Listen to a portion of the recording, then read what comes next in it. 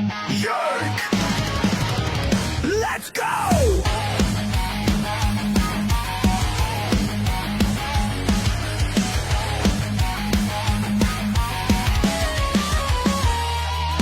Cam's a shit kicker, 2 bombs in the lead. Soul Dragon Cougar's no time for fatigue. And he's a shit talker, stirring up the show. Never played a shift, but he's ready to go. The Cam and Strick Podcast is brought to you by Stifel, one of America's fastest growing wealth management and investment banking firms. Rooted in St. Louis, where success meets success. Welcome into the Cam and Strick Podcast, episode number 379, baby. Yoink. presented by Stifel. Yeah. What's up, baby? Let's go. God dang, boy. Where is Snowmageddon, boy? Woo-wee. God dang. Son of a bitch. I'm in my element right now, boy. Ooh, Andy looks like a cowboy, don't he? Look at him. Look, he's Andy the cowboy. Oh, God, yeah, layered out. I like that jacket. Looks good. I've been Looks good. shoveling, boy. Fuck, you are a cowboy. I've been digging people out, You man. look like you're from Saskatchewan. Well, a lot of people in my neighborhood aren't used to this type of weather. Oh, no, they're well, when you're from Somalia, it's usually Somalia? What? I don't have Somalians No, in my neighborhood. No. Up in Minnesota, India. They may. We've got warm. some people from India. They don't get a lot of snow there. No. Well, in the mountain areas, they do. Well, up in like closer to Nepal. They get snow Yeah, up there. up India's there they get a lot of gigantic. snow. That's in Nepal, which is a separate country, in case you didn't know. Yeah, I did. I had a nasty earthquake about 10 years ago. So Nasty earthquake. now China, China, they get snow. do they get a lot of snow? China's huge. China goes through so many different weather patterns. A lot of different like mountains Goddamn, and stuff like fucking that. Right.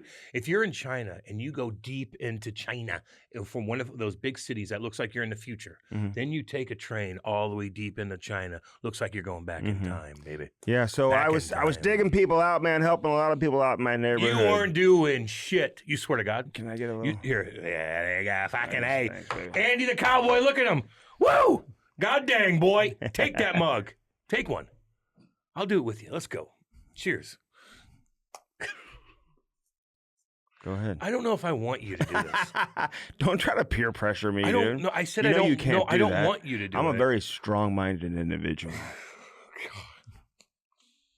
You can't talk me into doing if I things chirped don't Andy wanna one do. time about one thing, he would fucking freak out, Maddie, like you can't believe. Anyway, Well, what do you mean? Well, what do you mean? But you know I'm helping people, man, around the 14 people neighborhood. died so far in the storm, so I don't want to chirp. From St. Louis? No. St. Louis wasn't bad. It was a light, fluffy How snow. many? It wasn't that light. It was actually a heavy snow. No, it was actually a light. No, it's not. The snow was No. light. That's why you were able to Dude. go out. It wasn't No, wet. you're wrong. It's not wet, and it's not sleet, and it's not frozen. But it's a light snow. It'd be perfect for skiing. If you had actually. a bad, perfect for skiing. no doubt. It's a light, it's fluffy powder. snow. It's It's a- powder. So what are you trying to say? That it's like, but it's heavy. So like, it's not a light snow. So what is it? A heavy snow? well, there's a lot No, of it's inches, not. so it builds up, so it's heavy. You know, we had it's about thick, 9 it's inches. thick, We had man. about 9 inches here, and Kate could literally go out there and be like this. If that was thick, heavy snow, water with a ton of water, Mhm. you're gonna be like, boom, ripping your freaking back out. I got my buddy coming over today. You could have a snow. You could take a blower Mhm. and blow off your fucking. I got my driveway. buddy Tom coming over. Big shout out to Tom. He's going to come over and shovel my driveway with his truck. I got a lot of the walkway and stuff like that with the work I've been doing, man. Back in the day, I used to shovel people's driveways all the time. All the kids in the neighborhood would get together and do that. It's a cool story. But Listen, they don't do that people. anymore. I got to give a little shout out, man. People down south though, they got rocked by ice. God damn. By And that who? I ice- know. Not Minnesota. The other ice. Because The other ice. Ice is rocking Ice people. is everywhere. Ice is everywhere. They're rocking people. Well, They're killing people. Don't get in their way. They're killing people. Don't get in their So way. you're talking They're all about avoidable. you're talking about the Don't- South. It's like when you get pulled and over. ice. You listen to them. You when better you get be pulled over, specific. You better be how specific. about just stay away? Okay. Jeez. But Anyway, so you can't stay away from this ice Okay, though, so- because this storm was gigantic. okay. It was gigantic. What do you mean, like throughout the country? You're saying? Yes. Yeah. It was East 1,000 Coast, miles wide. Northeast, Well, I'm just down saying, what are you south. trying to Yeah, argue hell with me yeah. for? No, it was. So it fucking rocked. How the many South. inches did we get? 9 to 12. We got 9 to 12. Here. That's a big range. So, 9 to 12 is pretty Because big. when I was out doing work, boy, I was doing yeoman's work, man. I had a. well, no wonder. I it got was- gloves that match. I go, it's light that snow, match and the he's like, no, jacket. it's thick, heavy snow. I shoveled it. No, it's fucking light snow. Kate was shoveling light shit. snow would be like fluffy. That's exactly what it is. You can fucking go out there and go and blow it off your fucking thing. It's light snow. We got lucky with that. It's actually beautiful. Mhm. The roads are fine now and stuff like that. But in goddamn Not Nashville, really. yeah, they're better than what they should be. But down in Nashville, man, they got thick ass 2 inches of ice or an inch and a half of ice, and it's slowing everything. Dude. Ay, That's ay, when ay. the trees snap, dude. Did you see those trees explode? Where? No. You know what I'm talking about. Do you know what I'm talking about, Maddie? Because obviously I got to talk to you when we do this Hold stuff. on. Because Andy doesn't know fuck from... Because I'm he doesn't following, know fuck I'm from following shit. the whole Jesus region. Christ. I'm following the whole storm. Read things. Which storm are you talking about? Andy's watching his reruns of the game before. I do Texting me like, Cam, how was my facial expression on that? Like, good. When these trees get loaded up with ice, they fucking explode. They snap, dude. No, That's how power lines go down. No. They explode. Are you hearing me? Well, some of them They can. explode. Maddie, you know exactly what I'm talking about. It's the weirdest thing. I never knew that. They got so much pressure, they fucking go like a bomb, Andy. Okay. Like a bomb. Why are you saying you never knew that and then chirping me if I didn't know that? Wait. No, I'm not chirping you because of that. Yeah, because No, what happens is they snap and hit power lines. I'm is chirping what you I'm because saying. anytime I say anything, you're like, you don't know. I'm like, yes, I do know. Well, Yes, I do people know. will correct you. Go ahead. It's actually the temperatures that are doing that make the trees explode. You just read that? Did you just read it? I'm What's just it saying, say? Well, it's tell from the people. extreme cold. That's what happens. Exactly. It's freezing cold, and they get iced up, and they explode. It's Yeah. crazy, dude. It's like a bomb. God dang, So boy. let me show you There was a couple pileups, though, man. And again, that's the scariest damn thing going. The pileups. You're stuck on a highway. Look at that. Kabam! Look at that. Bam, bam, bam. Yeah, that's from extreme cold right Scary, there. boy. dude. So Yeah, you know. I've been in. I've been there. I was climbing a tree one time, and that son of a bitch exploded. Knocked me 30 feet. Didn't happen. Surprised that story's not coming right now. Anytime something new, put one in. Snap it. Like this. or I got to, that's how I do it. It's a disgusting habit. Well, you've been chewing longer than half your life, probably. Would you say? Yeah. That's not good for you, dude. No shit. I think. You know what else is not good? That. Even though Grizzly's bringing us this edition, along with Steve I'll and have all our them other sponsor sponsors. us. God dang, I'd save so much fucking money. Well, it's only during the extreme temperatures when I got to put this coat on and my gloves that And match the save coat when lives. I got to go out and put a chew in. You look like, who do you look? You look like Steve McIntyre in Saskatchewan. No, I look fucking like wrangling them someone from cattle. fucking like Yellowstone or something. Or Landman. Do you know that one of the main I'll take that. most popular actors in Yellowstone was staying at the hotel that I was at? What's his name? Say his name. It was in Dallas. Kevin Costner? No, Yellowstone, the TV show. Yeah. Yeah. What- So give me the name of somebody. Was it not Taylor? The guy that's usually a redhead, and he was in that movie in the 90s with Matthew McConaughey, with What's all the his guys name? from the 70s. What's his name? Badass guy. Hosier or something like that? Yeah, that's exactly it. What's his name? That's He's it. awesome. Cole Hauser. Cole Hauser. Yeah, he's awesome. Little shout Yeah, out, baby. big What shout up? out to Cole Hauser. He was in I was our gonna be him hotel. for Halloween. Nobody would even know that. You think they would? Is he that Yeah. recognizable? Fuck, if I had all black Mhm. with that shit kicking black fucking overcoat he has, with that black cowboy hat, black beard, and look like a goddamn cowboy, people would know that's him. So he was at the Mavs game the night before with Clayton Kershaw, sitting courtside, and then he was at the Stars game the next night where they were having an ice storm. Yeah, you guys just got out in time. Dude, so all the ushers wear like a maroon jacket. I wish I had the video. I gotta have Jamie send it to me. But all the ushers wear a maroon yeah, I've jacket seen in Dallas. I played there I a had million maroon. times. I had a maroon jacket on that night. Yeah. So I was acting like I was an usher, dude. And everybody's showing me their tickets. And, Oh, yeah? And That's kinda I'm funny. ushering them where to go, dude. They all thought I worked there. Where do you need to? Hey, sir, go that way, make a And left. it was and in make a right. Dallas, and they're all in Dallas. I'm like, thanks a lot, guys. Enjoy the game. Go Blues. Is that woman still behind the bench in Dallas? Oh, yeah. Oh, I didn't see her down there. You know- So, you know I know the- exactly who you're talking about. We didn't ask You Pete didn't ask DeBoer. Pete DeBoer about that. I forgot I had Why it. wouldn't you ask him that? I forgot. We had Panger on. We didn't ask Panger things that we would typically ask. With women and No. in the stands? No. Oh. But you know the big-breasted woman Yeah. that's behind. No, she's a playoff hero, man. Yeah, she's awesome. Everyone recognizes her. She brings it for the playoffs every year. Her and the sign guy. Yeah, that guy's annoying. What's his deal? I'd rather have. Isn't he in jail or I'd rather have something? Tits McGoo. Didn't he go to jail or something? He ripped somebody off. I think he had some DWIs or something. Well, yeah, probably. Yeah. You He's know. like a trust fund kid. But anyway, man, we've been grinding through it here dude. in the Middle West, man, dealing with the snow and everything. We didn't know if we were going to get back into town because it was so bad. Yeah, I thought and you the guys were gonna get freezing stuck. rain in Dallas was a big concern, but we were able to get here and I will hope say, everybody's safe, man, dude, around the country. I had my buddy drive me. He's got a big old diesel truck, and his kid first Blues game. So I got him tickets a long time ago for his birthday, and I'm like, we got to go to this game. So he picks me up, and we drive down. Not bad at all. Fuck on the way home though, boy. Oh my I God. thought it was great on the way home. You drive 6 miles to get home. No. We drive 47 I miles. think it's get closer home. to probably 20 miles. The only scary part, not that we're sliding, is this: you have no visibility. Everything was these powder fucking snow. Yeah, from the cars And in so front of we're you. like this. Yeah, I go, God, there's a red. There's red. There's slow down. So had to move right over because the tractor trailer was stalled. Like you can't see until there's about 20 feet of visibility. So it's really, really scary. But we made it, man. That's fine. So Praveen's driveway was the only challenge I had today because it's a little bit of a slant. So when I was shoveling his driveway and helping him get out of the driveway, he's got to take care of his neighbors. Although he's lying. You And- swear to God.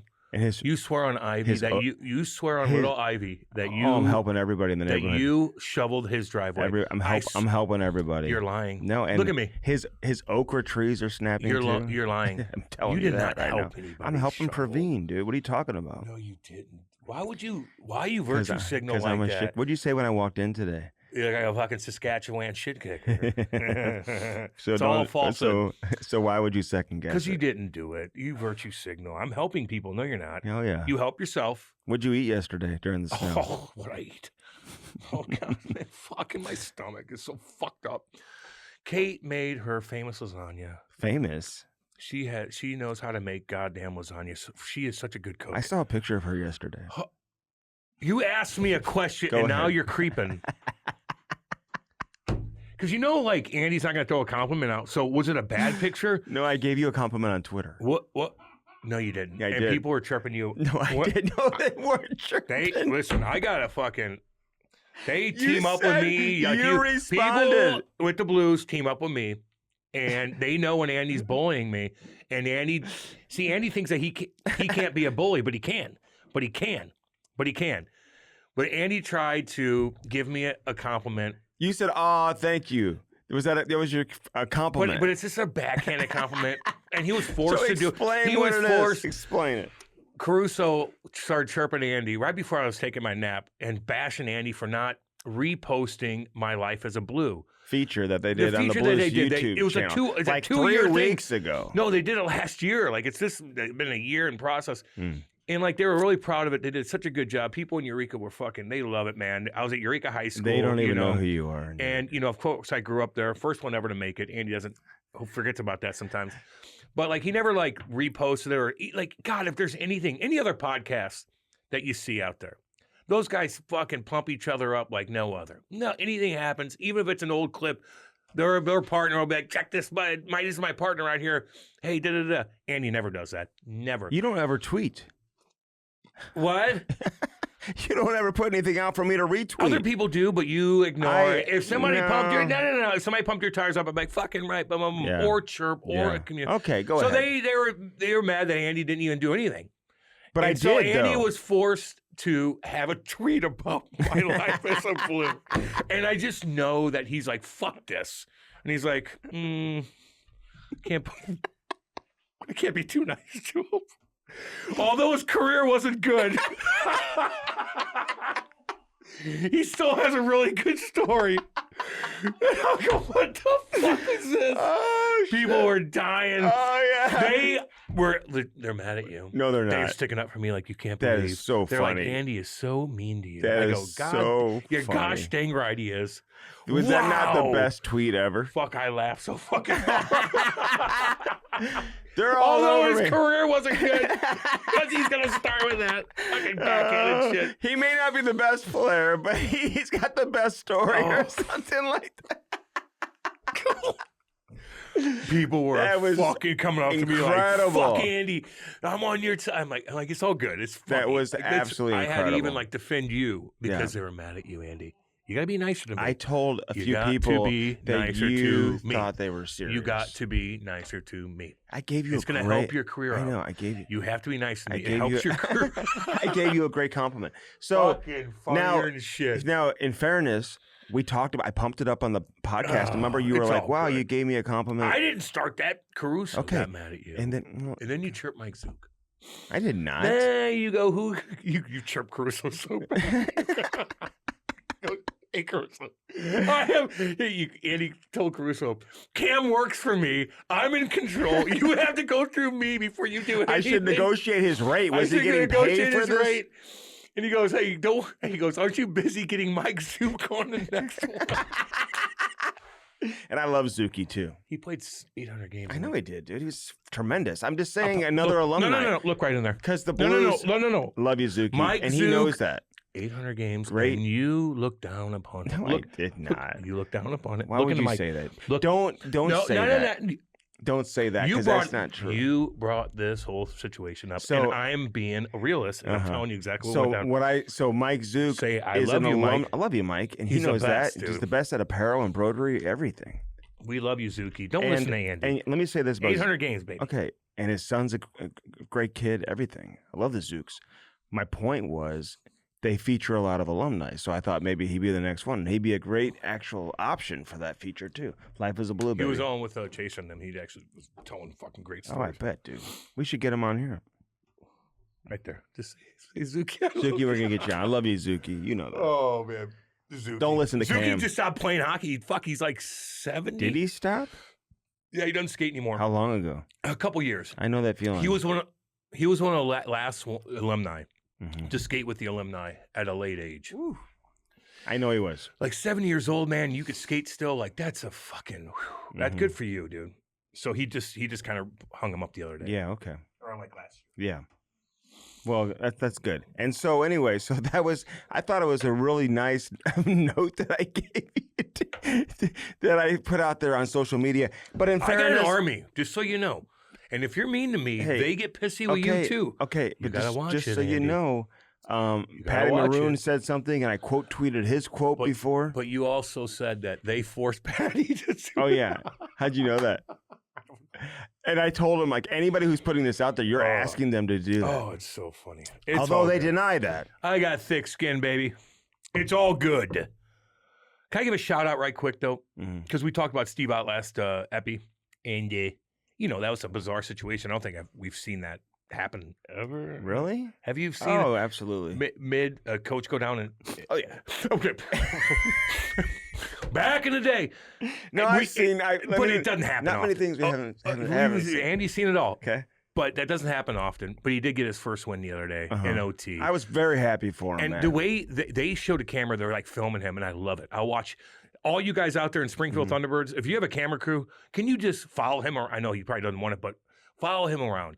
Just the way he presents himself on the ice, the way he was guiding practice, like he's in his element, man. And he got his first win, and they were pumped up. So a little shout out, Stevie. So what do you think of the video when they showed I love it.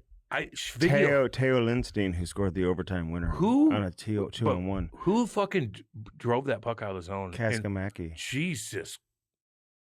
Skated around the net 100 miles an hour, did a little move, opened up the ice, and created a 2-on-1 from his own zone. You're saying in overtime. the one who made the pass, or Yeah. no? Yeah, that's Yes, Kaskamaki. that's what I said. Yeah, he played some games for the Blues this Yeah, I year. know, and he looked fantastic on that play. Everybody's talking about Lindstein doing, but Kasamaki, that was a fucking badass play, It baby. was. Puck For was your in his coach, skates, let's go. but it was great. Yeah, and well, he had to kick it up. he make did a it. nice play. And it was a come from behind victory for Yeah. Springfield and Steve Ott. So big shout out to little Steve shout-outs. Ott, man. Gets his Otter, we first love you. professional win as a head coach.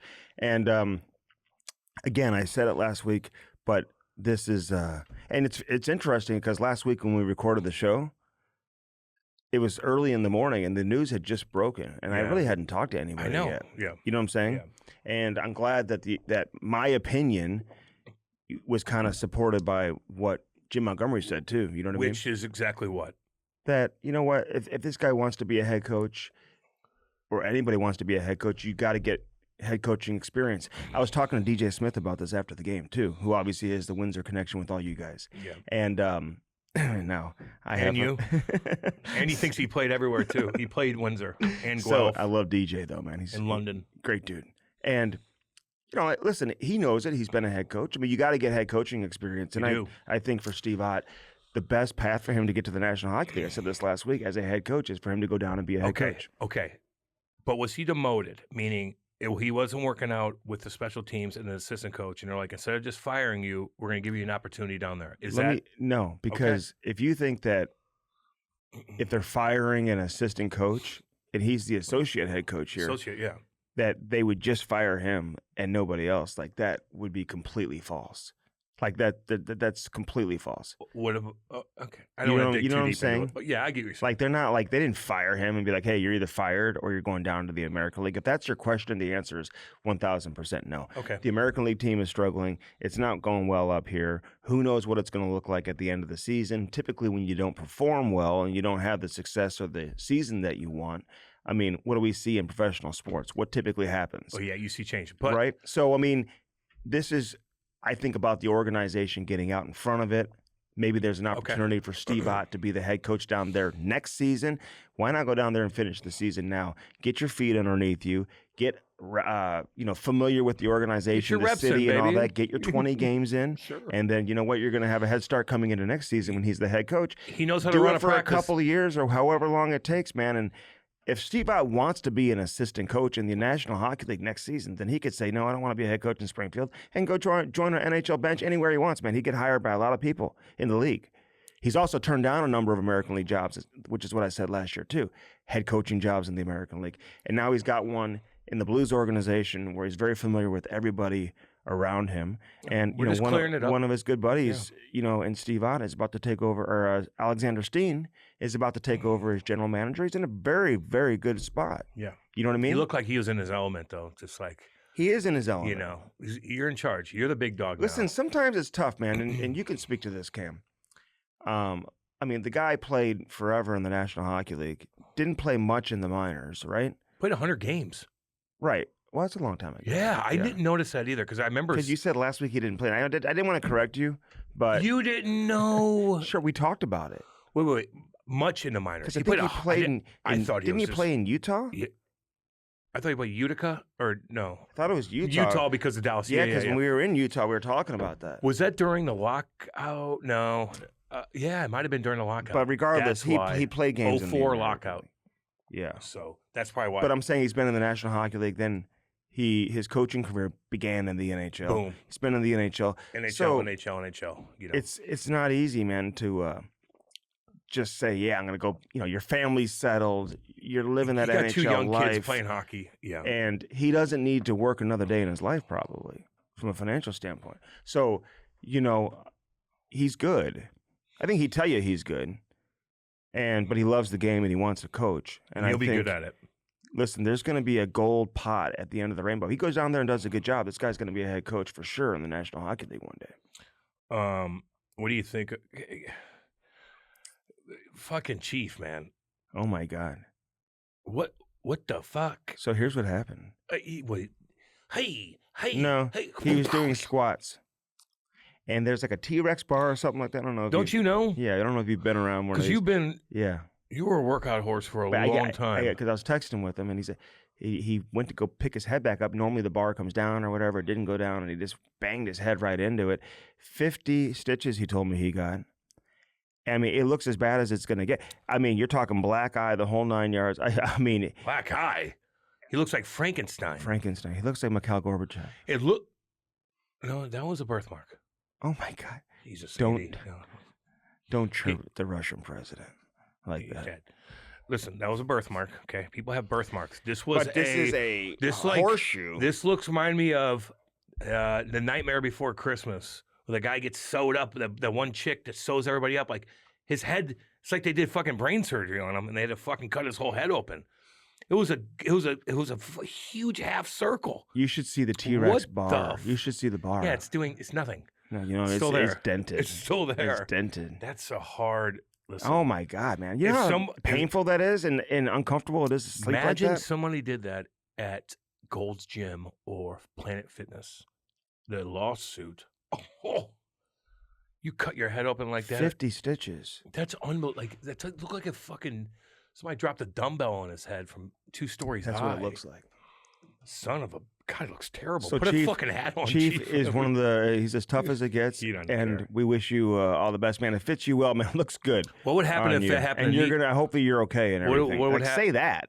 He's fine. No, say like, hope you're all right and everything. Listen, shit kickers know shit kickers. Okay. We know he's okay. Yeah. Well, I'm just What if that happened to Nylander? You're not wearing one of these. You buddy. do look like Saskatchewan bad boy. I'm gonna get out and help some neighbors. You're a goddamn today. cowboy, aren't you? Hell yeah, boy. Holy shit. Where I was just out. Where's Steve McIntyre? Hire this man. I was kind of just in like cowboy land. How'd you like Winnipeg? Loved it. Oh yeah. Loved it. Oh yeah. Yeah. And I was in Dallas too, Wait, which wait, I wait. really Is that loved. what- you- I no, really wait, loved wait, Dallas. The same kind And of I was city. at Edmonton before that. How was Winnipeg? Loved it.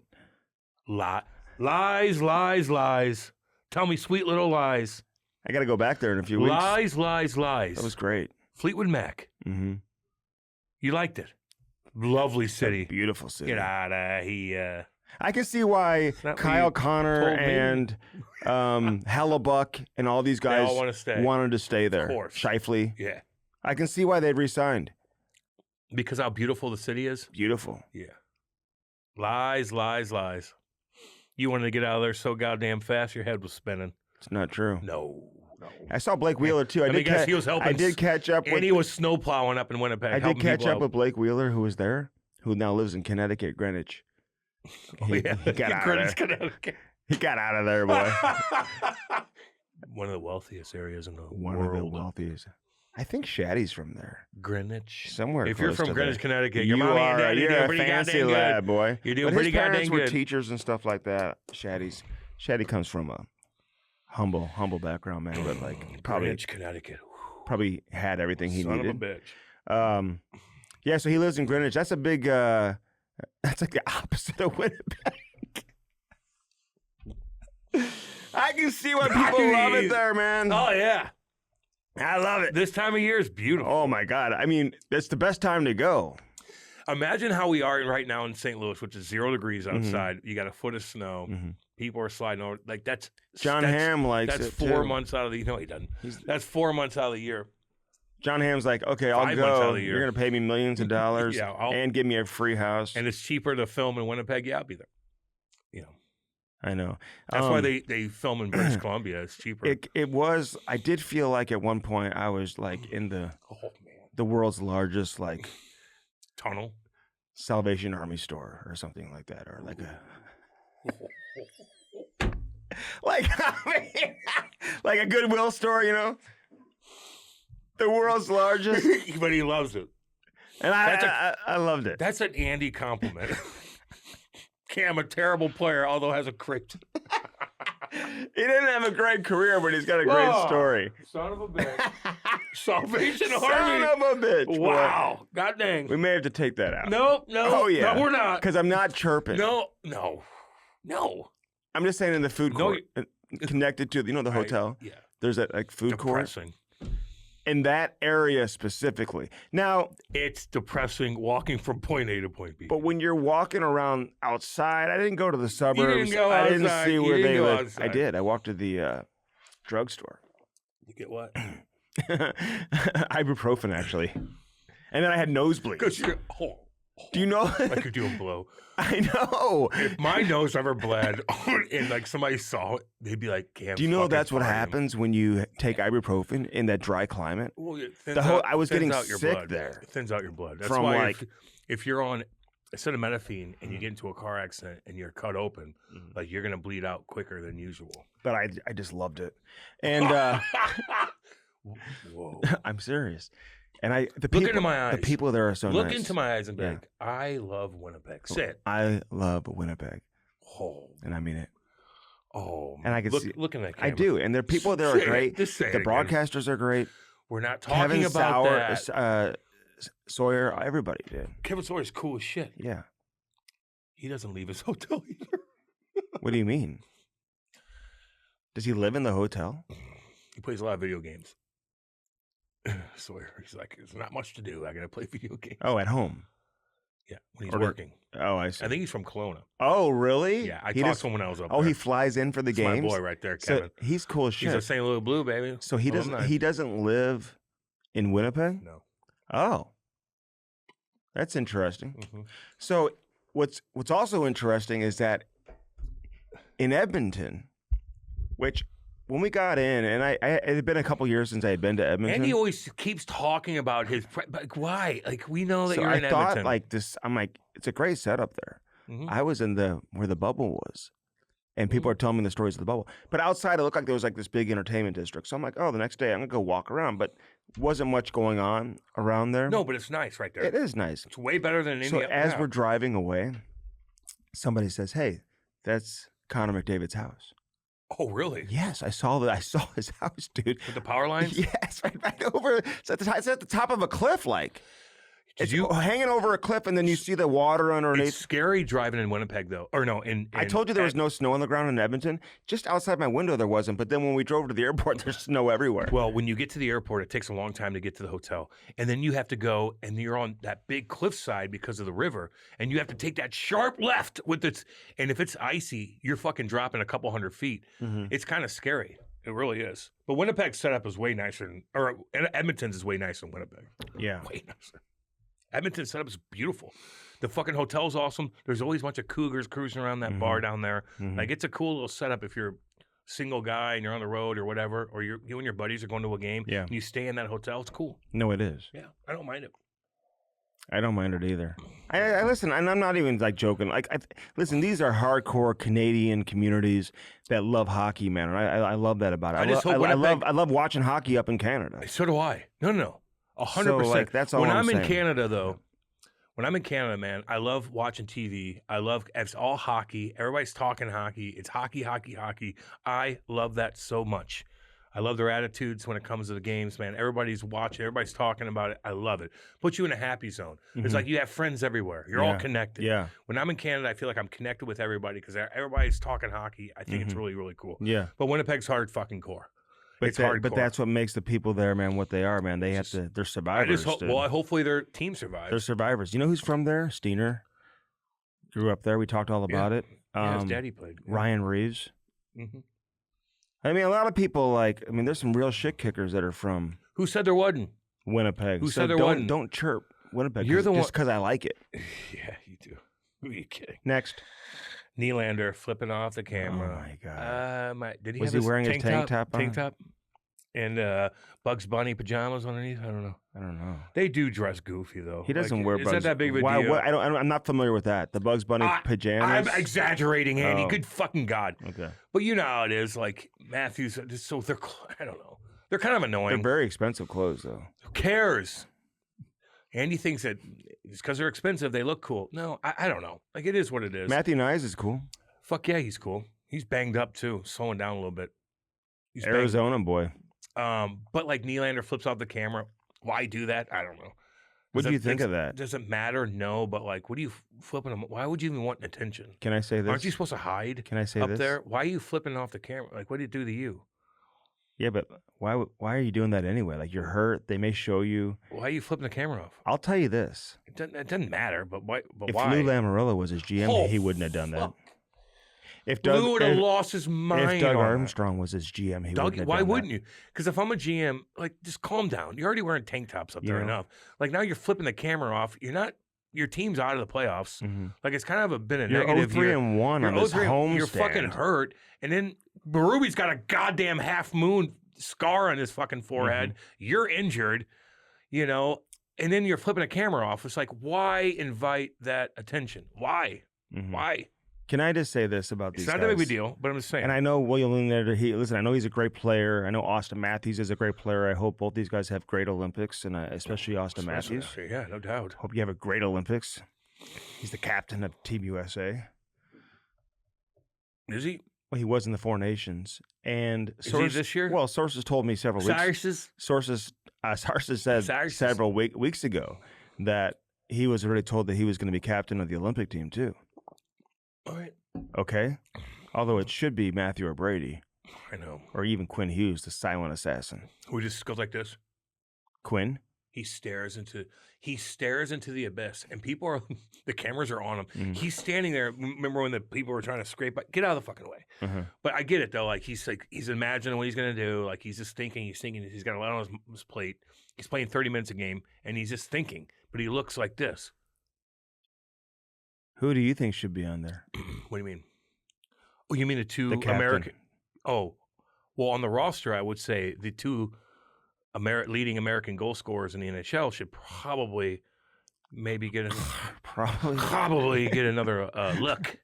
What do you mean, Jason Robertson? Yeah, Like, and Cole Caulfield. I feel like they're dominating. I don't feel know. like, and he did it against Minnesota too. Cole Caulfield and Lane. Yes, he did. I feel like these general managers. I mean, and it's not just a general manager; it's the whole front office of these Olympic teams. In some instances, maybe overthink it a little bit. I'm watching Drew Doughty the other night, though. Who's minus 12? I just hope Canada doesn't regret like making a sentimental decision. Like, to me, them choosing Drew Doughty is almost the equivalent of Team USA choosing Patrick Kane, but they didn't. He's minus 12.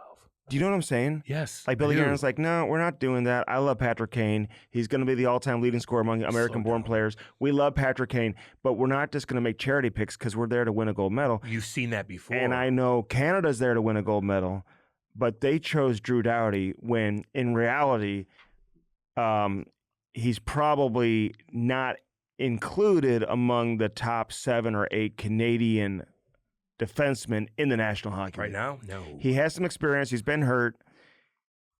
He just doesn't play at the level he used to. There's nothing wrong with that. This guy's been around forever. He's played over 1,000 games. He's a Norris Trophy winner, 2-time Stanley Cup champion.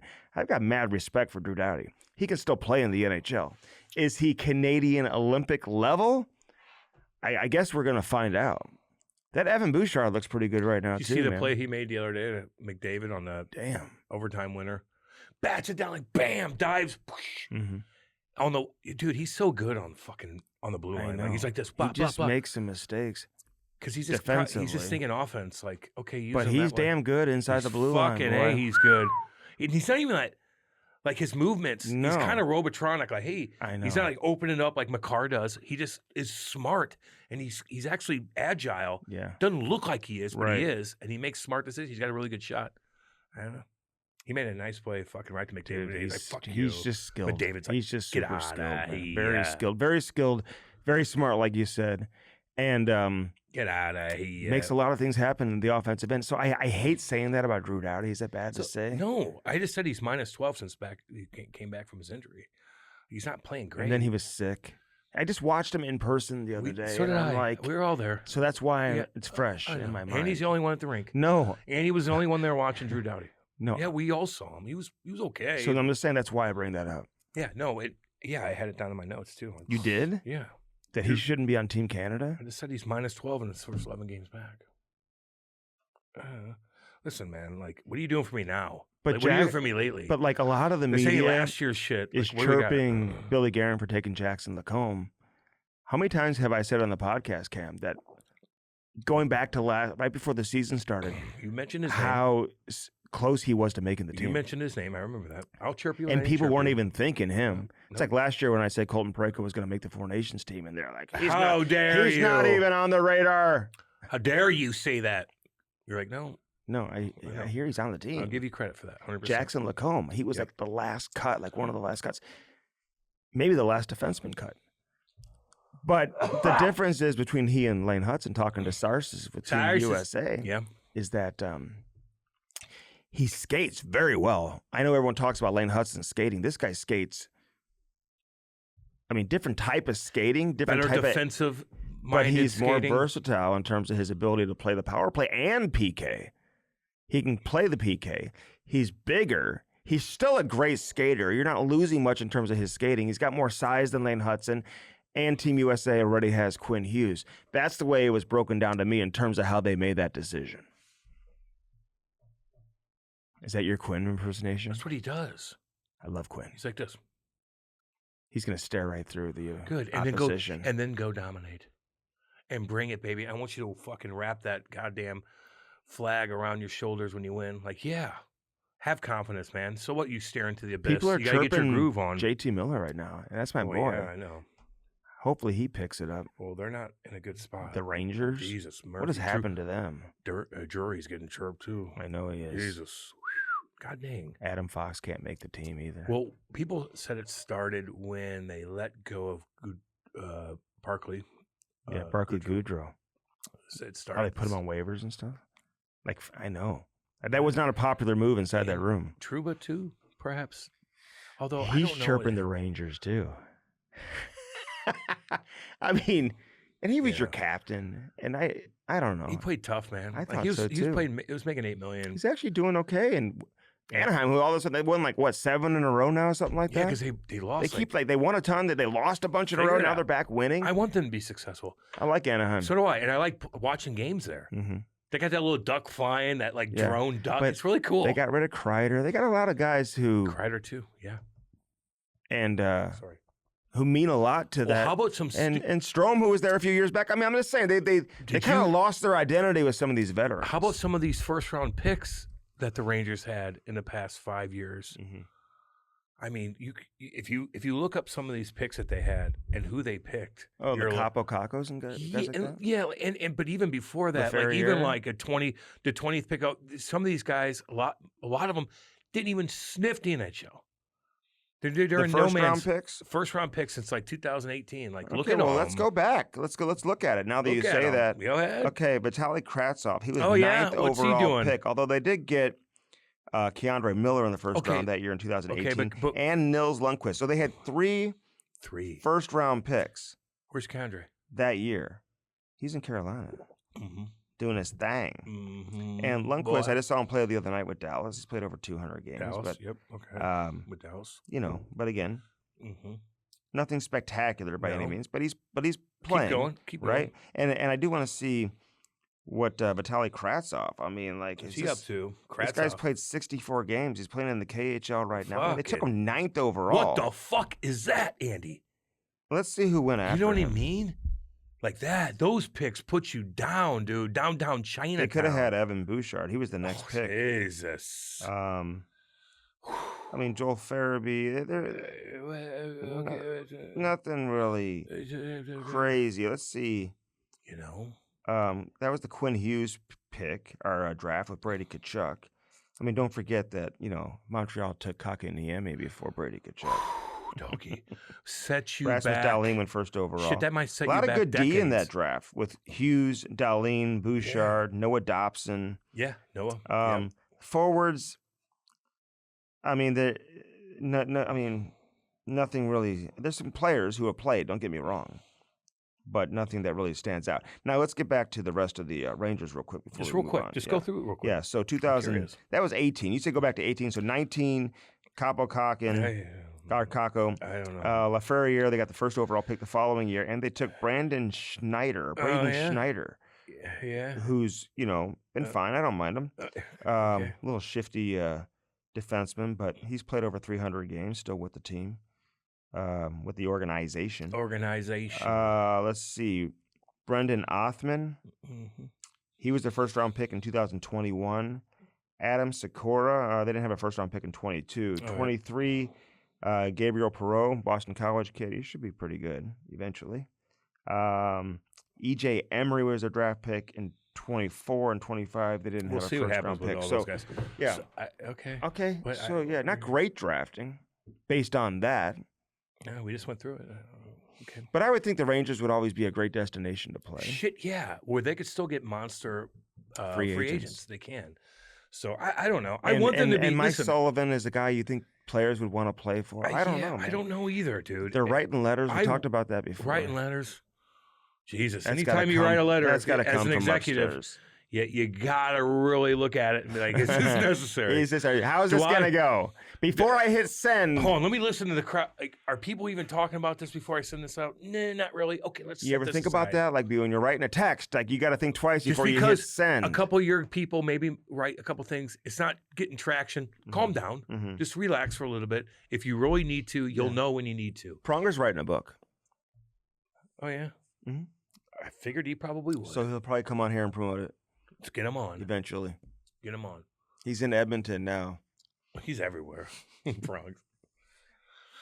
Mr. Positivity on Twitter. Instagram. Love thyself. Love thy neighbor. He literally put out a Cam, post. how's your bald fucking head? He put out a post Oh, I did that in the dressing room. Did you in front of tell him everybody. that? He was there. Did you tell him? He was there. I want him to give me a compliment. He was there. So listen. He might have a little bit of you in him. Maybe. We should ask him when he comes on here next. I'm gonna be like, give me a compliment. Yeah. Go. And so He's gonna be like this.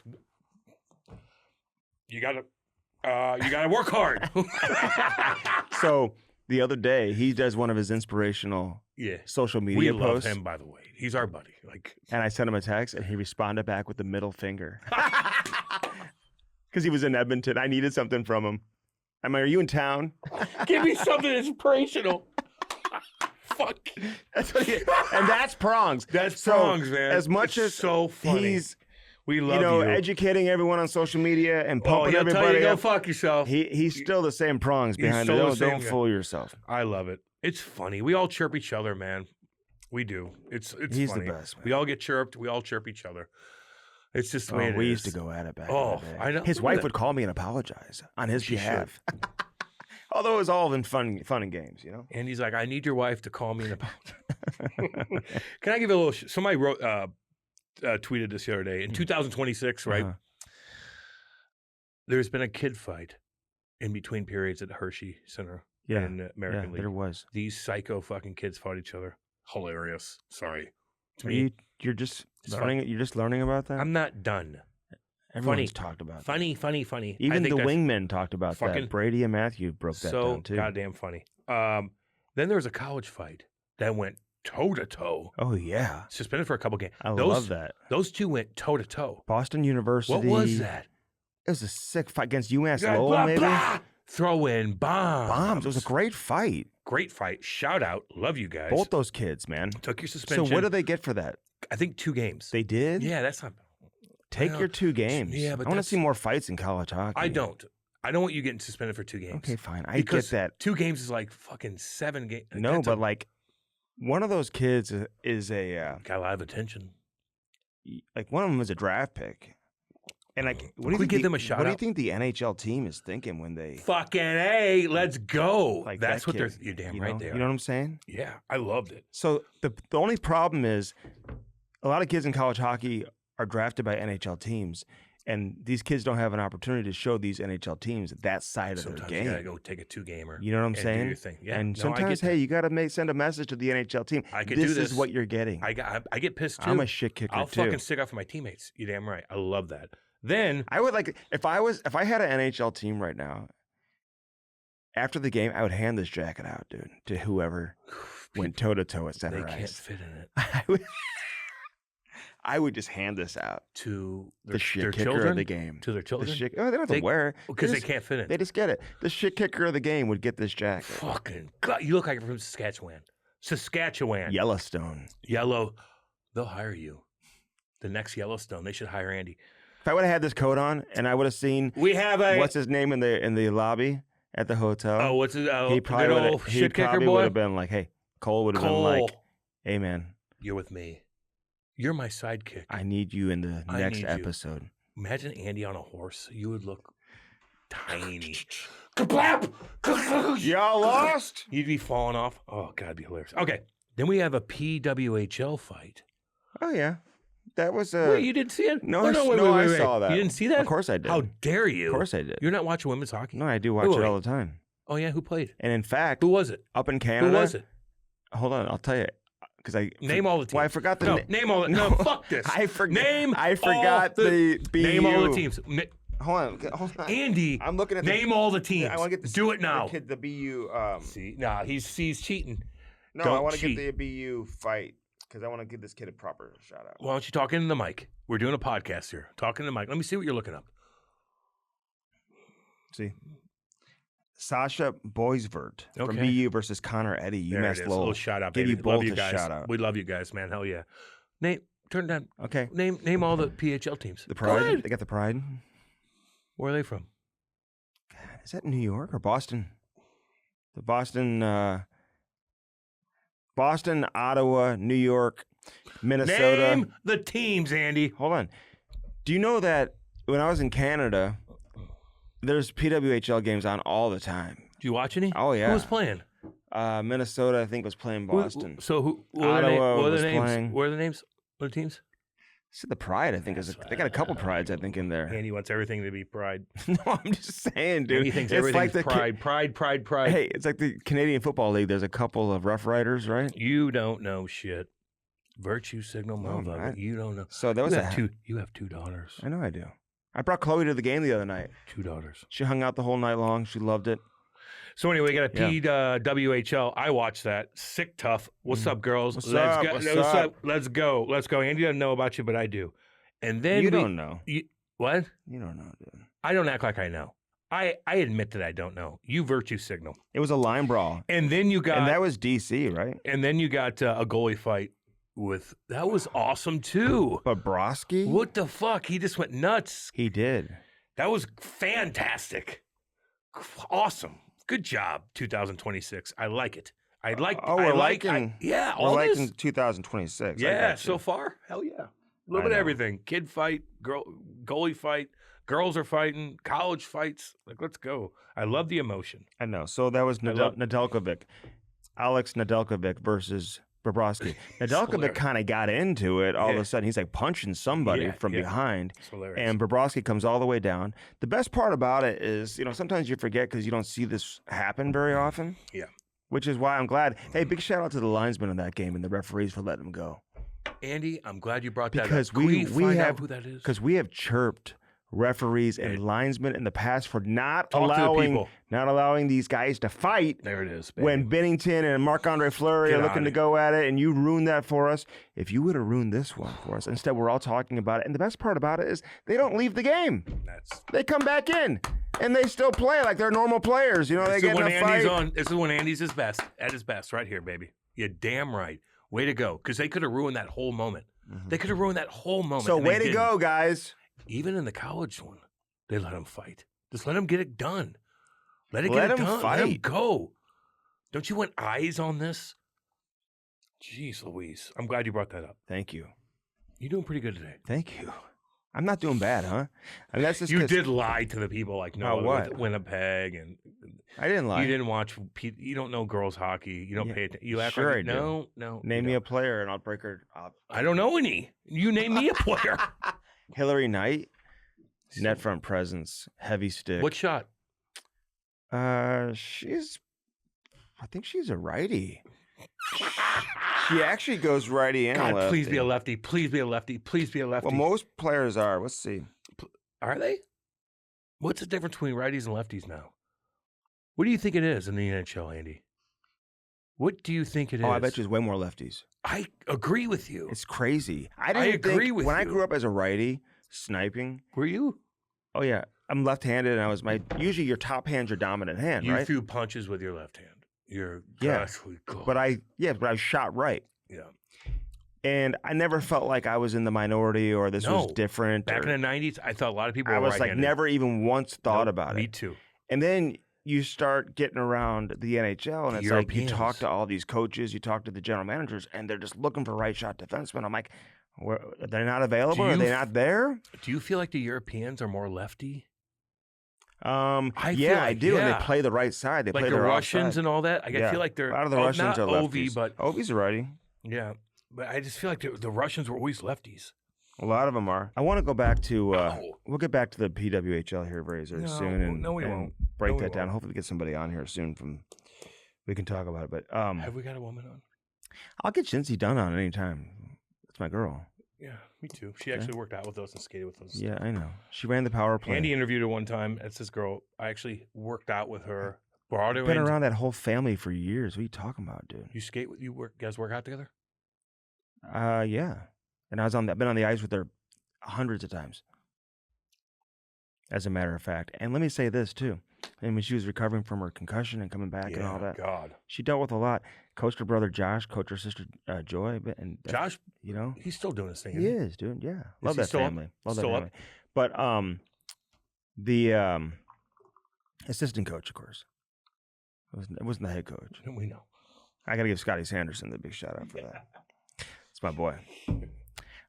Anyway, but I was associate coach. I always gave myself a title, associate head coach, You had to stop us. So wait a minute. I'm assistant coach. associate head. Well, I don't want to take anything. No, away. I know.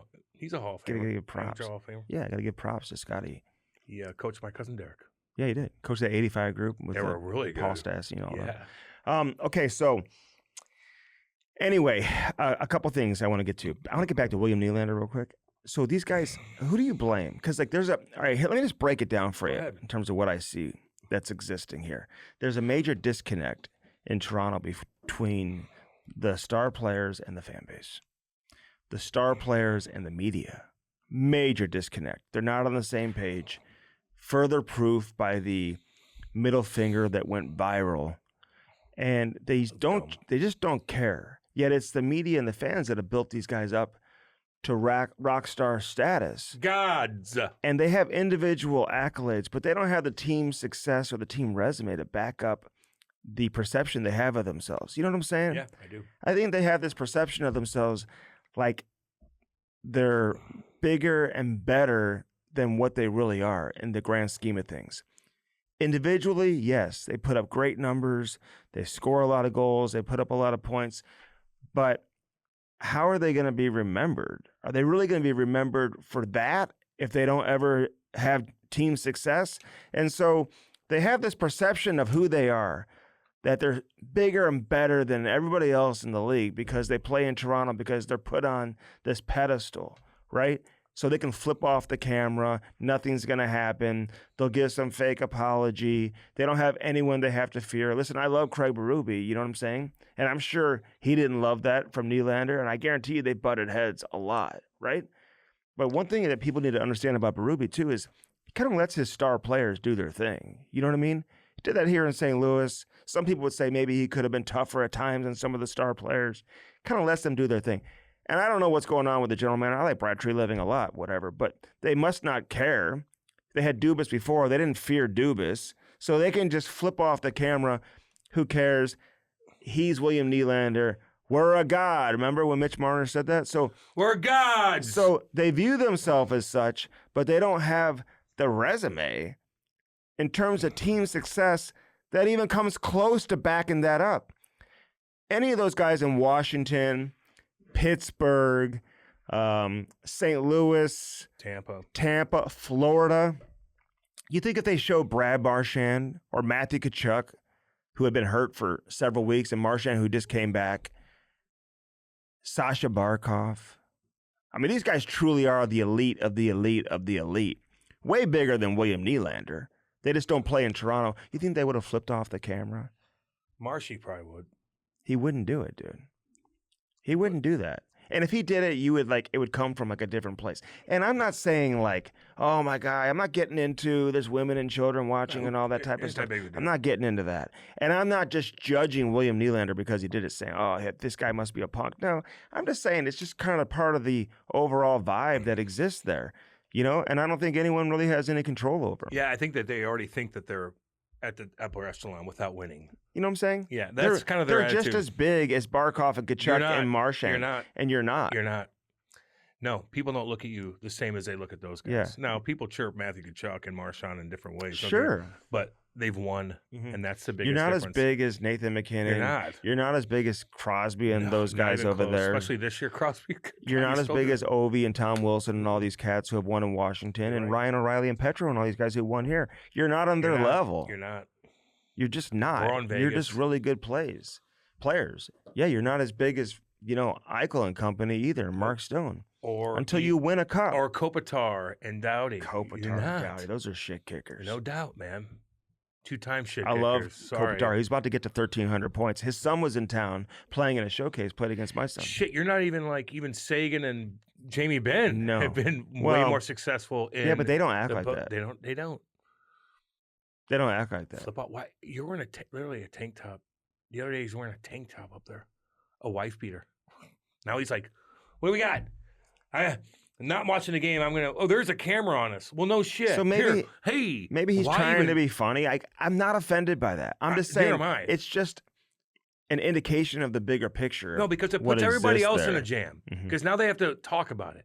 Now all the players have to go on the panel, and they're gonna be like, "Well, why did Nylander do that? You're up with him." Well, I don't know what he did. Well, why are you flipping off the I camera? bet you Chief can't stand some of this, man. Like Oh, fuck the whole no. earrings and all this stuff. He's not into that. No. The tank top coming to the rink. It's not his cup of tea. Mickey Mouse shirt with a handbag. Chief's a better fit I mean, in a market like Philadelphia, St. Louis. no shit. You know what I'm saying? Blue We said collar, this years ago. blue collar. Yeah. And now he's got to go coach all the fancy lads. It's hard to do, man. I thought that they were kind of getting back into contention. You're coaching the gods. The gods. He's the coach of the gods. Gods. The coach of the gods. It sounds like it should be like a monument to go visit No shit. on vacation. Let's go see the coach of the gods. They haven't gone past the second round. You know who's amazing?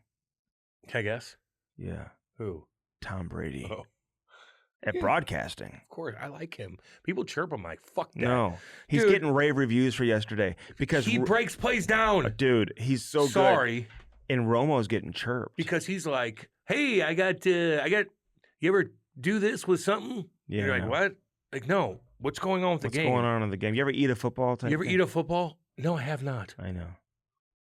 No, I haven't eaten a football. No, I don't even care to even think about that. No. What the fuck just happened What's on going that? on in the game? What just happened on that play? Yeah. Tom Brady breaks down. He should have went a little bit right. Blah, Yeah. blah, blah, blah. He cuts in the middle. Blah, blah, blah. He shouldn't have done this. He should have done that. Blah, blah, blah. And he knew right away, like when Darnold missed on a Get throw to outta the here. outside, that Get he outta just here. he just got too much air underneath it and whatever. Like That's what I want. Right when the ball was like out of his hand, you could hear him be like, "Oh," That's like what I want. right off the bat. Like he had him.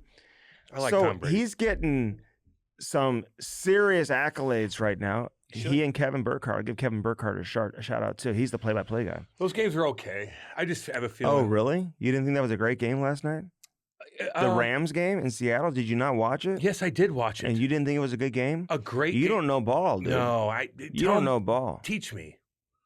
Teach me about ball. Can I apologize about something I said last week? Teach me about ball. I want to apologize about something And even that I the- said last week that was taken the the wrong way. Patriots game was bad, dude. It just was boring. I got to apologize about To who? something I No one said. cares. Yeah, I said that Indiana, it was kind of a fake title because they were so bad all these years and then got all these players from the portal and You whatever. said that was fake. I didn't say it was fake. Whatever I said. Then what the fuck did you say? I said I didn't think it was like a real title or whatever. What do you But- mean? But I didn't hear that. didn't mean it that way, and I give them all the respect. You know, I got Somebody a lot. chirp you? No, because I got a lot of Indiana in my family. My brother went to Indiana. My wife went to I Indiana. don't remember you saying My that. brother-in-law, my sister-in-law all went to Indiana. My nephew goes to Indiana right now, plays on the hockey team there. So, All right. like, no one cares. we got a lot of Indiana and Crimson in our blood, and I give them all the respect. It's just so weird and different for them to win, and how they did it in such a short amount of time, like getting all.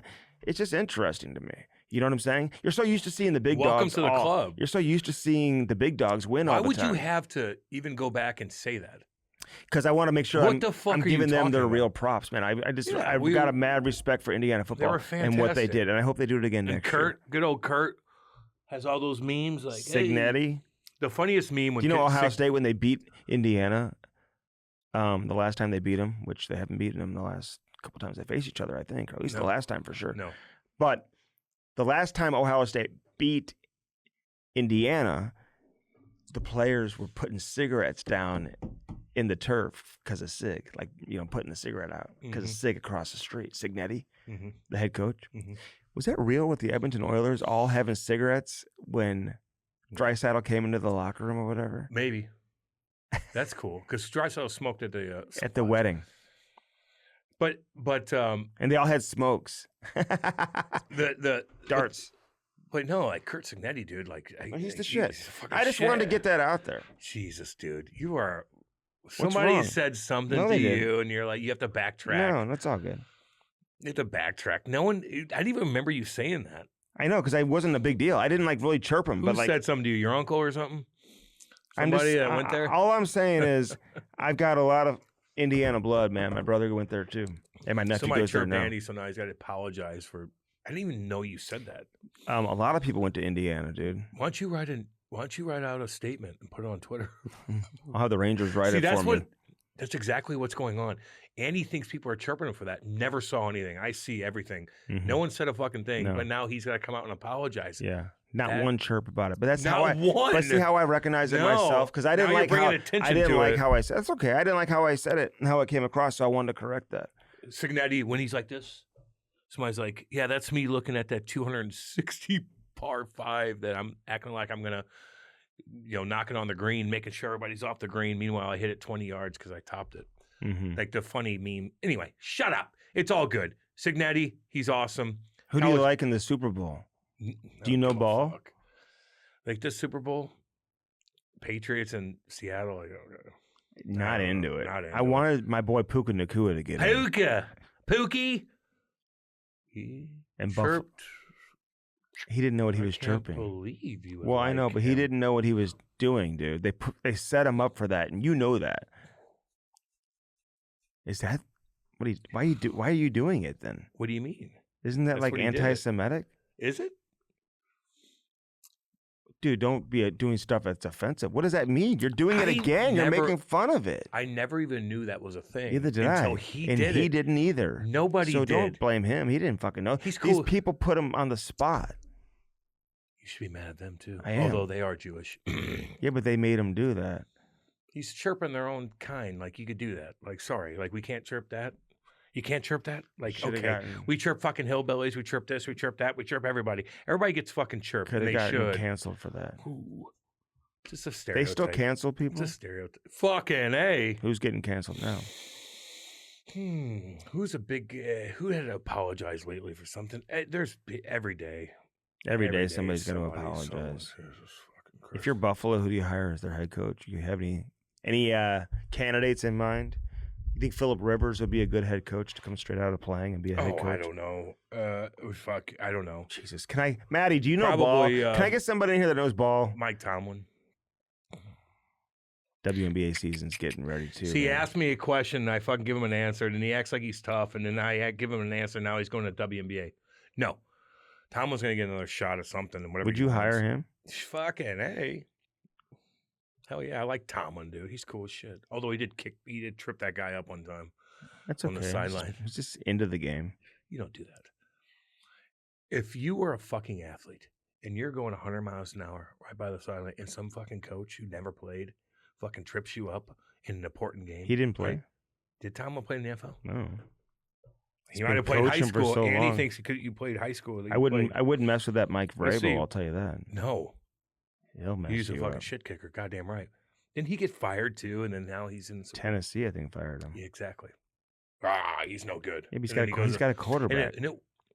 I bet get- you John Harbaugh wishes he didn't take that Giants job. So I wish he you knew got that Jackson the Buffalo. Dart. Well, I bet you he wished he knew that the Buffalo job was he available. probably did know that they were going to get fired. Do You know think how- he knew? You think Buffalo would have reached out to him and said, "Hey, if we lose this game, Probably. if we lose this Probably. game, we're probably about- going to make a change." How about Buffalo, the Bills, not Sabres. They got their own problems. Mhm. Buffalo Bills, the owner, Pagula. Terry? Terry. Mm-hmm. My brother Gary, and I'm Terry. He's like, well, we didn't know that they were going to draft so-and-so. And the guy's still on the He's like fucking Mitch team. McConnell. Is that your Mitch McConnell impersonation? No, this is Mitch McConnell. Where am I? Get him out. But he said that. He goes, Term limits. He's like, I'll take this question. That was on the coach. The coaching The coach staff. did. And, being the general manager, he was, respectful enough to the coaching staff that they, not saying he wouldn't have drafted him, but that was not his first He's choice. still on the team. Yeah. Oh, so weird. Keon Coleman, dude, who's just Keon been Coleman, very exactly right. inconsistent, man. Doesn't Still. practice hard enough. And, they showed some of the his draft interviews and stuff like that. I don't know. He's a character, but he's just not locked in, dude. I like how the Patriots keep showing Stephon Diggs praying and stuff. Like Stephon Diggs. Cardi B's That boyfriend, motherfucker should be suspended. Didn't he beat the shit out of his fucking cook? his chef. His chef. Was it a male or female? Who? I don't know. But you're not paying your chef, and then they call you out, and then you Why'd he beat up the chef? because he hasn't got paid. The chef hadn't? Yeah. He's not paying his chef? Not to mention, Stephon Diggs has like 4 kids with 4 different women. He's got No, 4 different. 6. He's got 4 different babies coming out this year. What a good daddy. No. No. They're all pregnant. No, hold on. I don't think they're all born this year. So listen. Maddie, Stephon Diggs, how many fucking kids has he got? I know. I'll tell you. How many fucking Cam, kids is this scumbag? I'll tell have? you. He had, listen. Scumbag Listen, motherfucker. he has 6 kids with 6 different women. Yeah. He had 2 daughters with 2 different women. Then he had 4 kids with 4 different women, And including one with Cardi B. Cardi B is worth $80 million. Stephon Diggs, I looked it up. His net worth is $60 million. So this is Andy. So apparently, Go have kids with all these, but you have money, so you're good to go. No, you're a fucking do you know how much scumbag. he is? But you know how much he's paying in child support a month for 6 different women? $500,000. Over $1 million. Yeah. How many kids he got? I'm breeding. He's got 6 kids. I just told you, dude. No, this year coming out this year with 4 different women. He's having 4 kids. They're all going to be. It's like Cromartie from Hard Knocks a few years back. He's gonna be a great daddy. Tyreek Hill gonna be great daddies. So he's in the first year of a 3-year, $70 million contract. That's gone. But in football, they just let you go with no warning. Well, if it's guaranteed, it's guaranteed. But It's not guaranteed. some of it is. I Bet bet you you 40 million of it might okay, be. Or well, you got something. 30 million. Gone.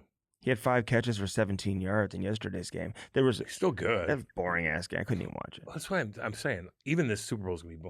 Oh, he's got 2.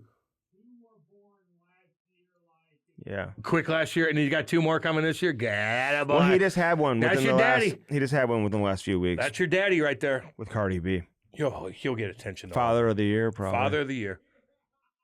You know what? He's got a better chance. He's got like 6 different chances to be Father of the Year. Like if you have 4 kids with 1 woman, you only get 1 chance to be Yeah. Father of the Year. But if you have Yeah. 6 with 6 different women, it's like you're in the lottery. What if your 6 father- different times? What dude. if your father and mother? Who's that? You have a chance to win awards. To win like- both. The only one in the league to ever win Father of the Year and Mother of the Year in the same season. Andy Strickland.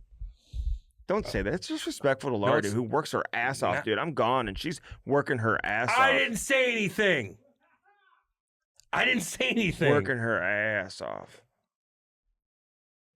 I didn't say anything. Well, you're saying it without saying I said you're a good mom and dad. Who cares? know, dude. You're double dipping.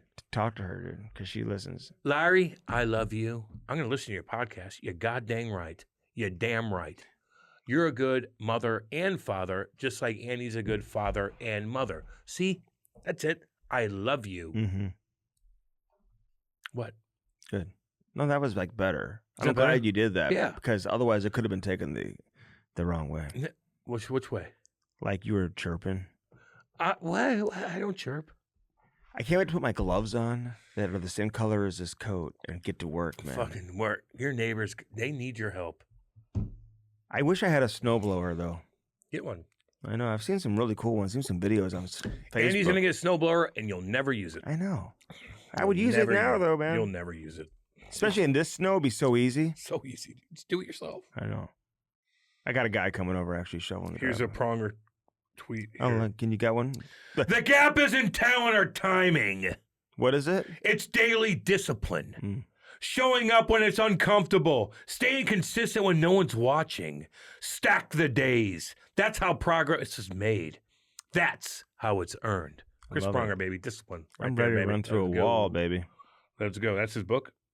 Oh, is that the what's the title of the book? ChrisPronger.com. The person you are and the person you want to be are only separated by discipline. Now, Son of a bitch. in all fairness, he really Son of a really bitch. opens up about his story He's got an awesome and story. all his adversity.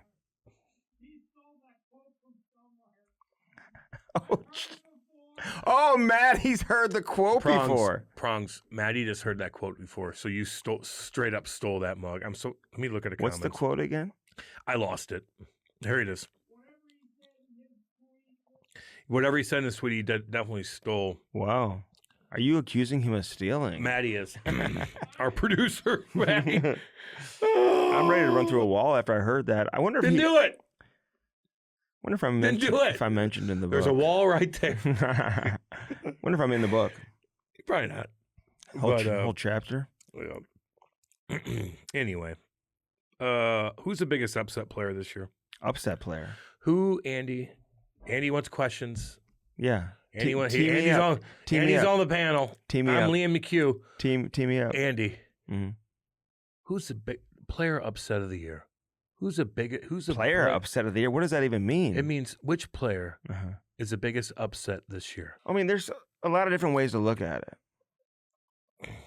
You know what I'm saying? Like, there's a lot of players who are not having the seasons that they wanted to have. But give me yours. No, go ahead. I hadn't thought of it that way. I'd say Jack Hughes. Okay. Good for you. You know, Maddie. This Andy fucking guy. Andy This looks guy. at Maddie for like confirmation that he's No, chirping. Jack but Hughes. Well, he got hurt. Yeah, you're fucking. He what got the off fuck to you a doing? great start, though. I think that's it. He got off to a great It start. ties in with the Devils being unsuccessful this year. Okay. People going crazy. You're fucking flying and you get hurt doing something stupid. Yeah, Like that to me is a big Okay. upset. that's fine. You laugh at me like I'm a fucking Jesus. Okay, dude. You better stop doing that. Oh, shit. I got an army, dude, and they Oh. are on my side like no other. You better be nice to me. Hey, okay. You always act like I'm the bully. You're the bully. Well, I'm just saying, okay. You're the bully. When you have a topic you want to get it, just say it. You don't have to say, well, I just asked you a question. he would not be my candidate Then for that. who? He would not be my Then who? candidate for that. JT. Well, I didn't like his effort the other day in the defensive zone, but I'm a big fan of JT. I want him out of New York. Doesn't matter if you're a big fan of him. We are fans of him. And I'm a fan of Jack, and he's going to be So on Team am I. USA. We need him. I know, but right now, like I look We at, need him. they needed him. The Devils needed him, and now they're out. And I don't think Yeah. they're going to squeak back in. Anze And you get- Kopitar, by the way, 8th most Yeah, but points he's- among non-North American NHL players in history. That list is just absolutely incredible. Yeah. Which includes Yager and Ovechkin and Solani and all these other guys. Yuri Curry probably. So I love that. 1,299 points. He's about to get to 1,300. He'll be one of only 4 active players to get to 1,300 with one franchise. It's pretty awesome. Name the other 3. 1,300 points in one franchise. With one franchise active, name the other 3. Crosby, Mm-hmm. Ovi, Mm-hmm. and a 1,300. Active. Kopitar, and then it's not any of that. No. Well, you You're said having a hard time with this one, aren't you? No, I'm- This is a tough one. I will say that I had a hard time with this too. So if I did, you're really going to have a hard time with it. Go ahead. I'm thinking, baby. And you're going to be like, oh, of course. Yeah, no doubt. I mean, when you're talking 1,300 points with one team, you're going to be like, Stamkos. oh, yeah, of course. Stamkos. No. Oh wow. Yeah, I know. Is he staying? Not Yossi, No. I think he's got 1,300 fucking points. but he's been with his team for a long time. Jesus. Just got to you said 1,300 points, right? I know, but he just got to 1,000. He's a defenseman. 1,000 I know, games. but he just got to 1,000 games. He's got like 400 And what I'm points. saying is, he hasn't been with the. He hasn't. You said 1,300 No, I'm saying, but he's been with points. that. Think about guys who have been with a franchise for over 1,000 games. Not many guys have done that either. So it's not Kuchi's not there. And it's not McKinnon. It's not McKinnon or Makar. It's not McDavid yet. No. It's not Draisaitl yet. You keep going. Isn't that amazing? It's I'm hard. going down it's the hard. motherfucking list. I know. Malkin. You won't get Malkin. it. Yes. Get out of here. Motherfucker. I mean, we were almost out of. Goddamn We were almost. What's up, baby? Malkin. We were almost out of time. I got that, boy. What's up? We were almost out of time. No, we weren't. I don't know. Usually I wouldn't give Ting. you that long. Ting. God, I ate a lot this weekend. Oh, fuck. What else? Oh. What else did you have on your before we get to God. Ian Laperrière, the shit kicker, the toughest player in the league? Yeah, I got my John Ferguson award. I know. Badass award. I'd fucking love to get that. I know. Jesus. Well, I wasn't Block tough enough. shots with your face, wasn't dude. tough enough. You weren't a big shot blocker. Like I don't remember you going down to block shots. I don't remember you doing anything. God damn it. I remember you. keep going I with remember this. you fighting. You keep going I with remember this. you fighting. You keep going with this. You were fighting, but like You better be nice to me But because I'm blocking telling you. shots with your face. Fuck that. I ain't see Cam do that. I'll eat punches. Flamingo. I'll eat punches. Flamingo. Couldn't do that with the Devils. The fuck out of here. I was an usher. Oh my god. You think Lou's gonna let me not block shots? Do a flamingo? Get on with yourself. Get on now. Go now. But Don't I'm really looking forward to. Malcolm just got hurt. You see that? Is he okay? Really? I saw a video of him on the bench where somebody bumped into him. And he I ripped hope his not. I hope fucking he's all shoulder right. out. What else do you have on your hockey list before we get out of here? 'Cause let's make sure we didn't forget anything. Skinner's playing good. Chief, blah, blah, blah. Otter. The heated rivalry boys are going to be holding the torch at the Olympics. Are they? You didn't know that? No.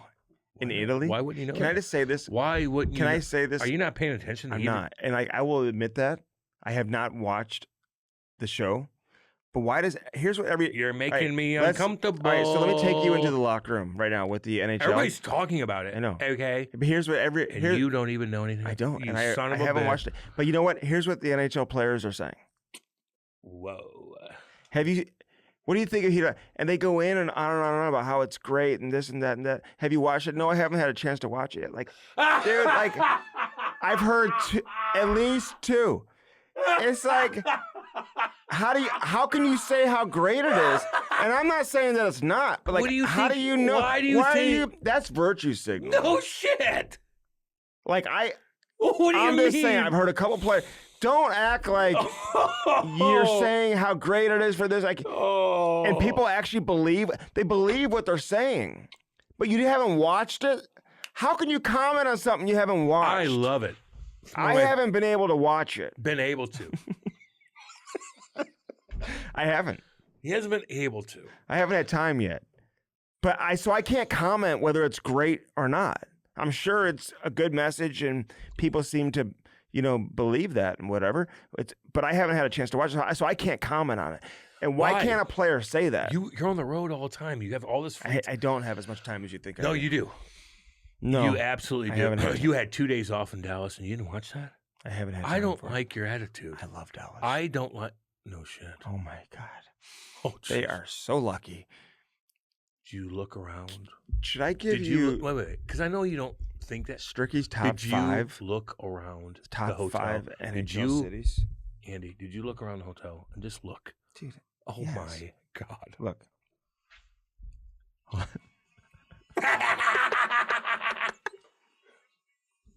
Oh, my God. That's fantastic. Post that. The one thing that you can post that's No, you watch look this. like a bouncer. You look like a bouncer. Oh, that's goddamn hilarious. Andy's standing like this. Sir, let me look at your ID. Look. Sir, let me... I'm pointing. She's like, what you doing, boy? Oh, yeah. She loved us. Oh, that Andy, post that, please. Look. Boy, come here, I'll show you. See, that is hilarious. No, look. I said, Go now. Blue, go Blues. now, get. Post that. All right. That's hilarious. All right, I will. See, if I would have had something funny like that and I would have showed Andy and be like, "You fucking dork," Mhm. I'd be like, no, this is funny. Like sometimes that's good. Post that. But how do people understand the context of it? Oh, I don't know. Like, the ushers wear the same color. Just say it. No. I'm an usher. It's not from bespoke apparel or anything, but That was it's- pretty funny. That was good. You did good on that. Oh, thank you. I give compliments. All right, give me another compliment. You're good, mommy and daddy. I mean, What else? Say it Um, like you mean it. what else? Oh man, Ooh, fuck. Let you me used to. think. You've been able to roll them off very quickly in the past. So If you're good at your job, dude, you're damn good. Mm. You're good at your job. You're prepared. You do your thing. You write down your shit. You know who to talk to, and you bring extra to the table when it comes to breaking down the blues. When it comes to presenting a, fuck, I don't fucking know. Jesus, an informed opinion. An informed opinion. And you a good daddy? Oh, you say that with such questioning. Yeah, I'm just saying. Did I say that already? Yeah, you're a No. good dad, husband. Mm-hmm. Prepare for work. That's Okay, enough. Good. That's enough. Good. You didn't have a great career, but you have a great story. Oh Jesus! Fucking God. Ian Laperrière. Brought to you Yeah, by let's go. Stiefel, baby. Let's go. Underdog. I love everything about Underdog because, you can pick the over and under, Cam. It's so easy, especially with the big game coming around. You can't say what it's the name of the game. You know that. No. It's the biggest game. Football's biggest game right around the corner. You can get in on all the action with Underdog. Not on Underdog? Then you're in luck because new customers score $75 in fantasy bonus entries when you make your first $5 fantasy entry. Hell yeah. And I love that.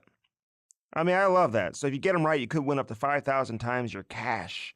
Plus, there's new promos dropping daily in the app. So if you like making picks and winning money, then Underdog is the place for the big game. Yeah, baby. You can't say the name of the actual game. No. Like, you know that, right? Yeah. When did that become a thing? Don't know. Like, what happens if we say it? Yoink. Like, would something happen right now if we said it? I don't know. Can I give a shout out also to the Red Wings for all wearing Sergei Fedorov skates? Yeah, that was pretty cool. Well, they had a little thing that they just wear their skates and then they took No, them I think there was like what they call it, like skins or whatever they call it.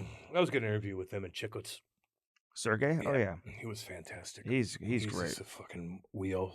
He is fantastic. I love him so much. He is fantastic. So I like all those Russians. Mogilny was so nice to me when I played with him. Bure, I was obsessed with. Fedorov. That was a line in the World Juniors. We talked about Yep. that with some different people before. Yeah. All right, use the promo code STRICK.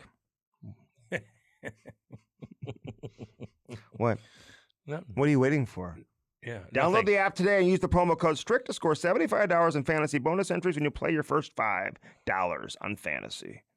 That's promo code STRICK. Underdog make picks and win money.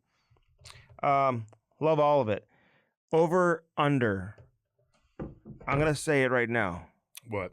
Sam Darnold touchdown passes in the big game. 4. Over or under? Under. Okay. 4 touchdown passes. Ooh. Hit 3 yesterday. Good for him, man. 13 years ago, I know. he came in the league. He's the best.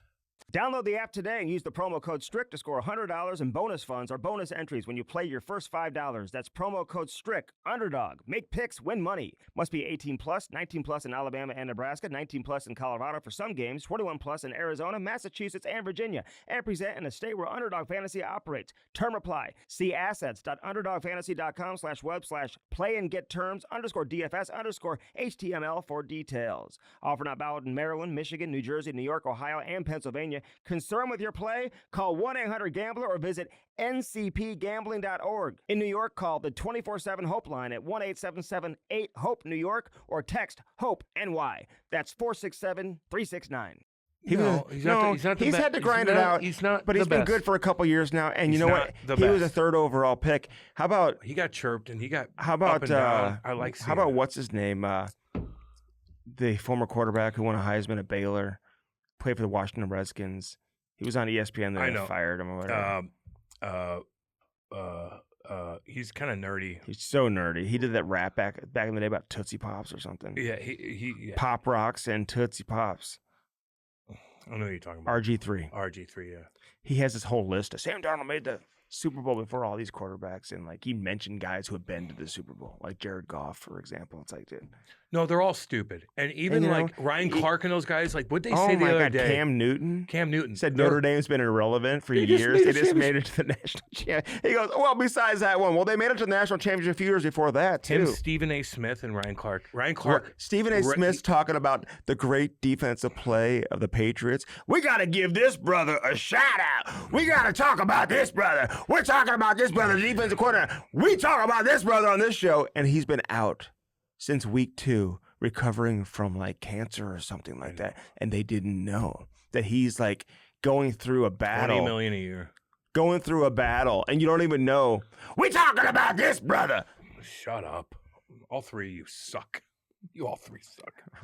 Ryan Clark. Go fuck yourself. Fucking dork. Although he hit guys back in the day, he man. did. I saw his highlight reel the other day. I'm like, he's damn. so cool when he played. Now he's when a he played, he was cool. Dork. Virtue signaling dork. Shut up. First Farm, baby. Let's go. Firstfarm.com/CamandStrick. Use our link today. Get some energy drinks. And then you can handle 2 podcasts a week. Yeah. I got the protein sticks. I got the greens. I got the reds. I got this. I got the vitamins. the hydration. That's how I packs. survived Winnipeg. Yeah. How do you survive No, Winnipeg? You have a can't- survival. You're gonna go to the store. No, you get a survival winter. You get a survival pack from First Form. Yes. That's how I do it. I told you to do I that. know, but I would have done it anyway. Bars. I had hoodies.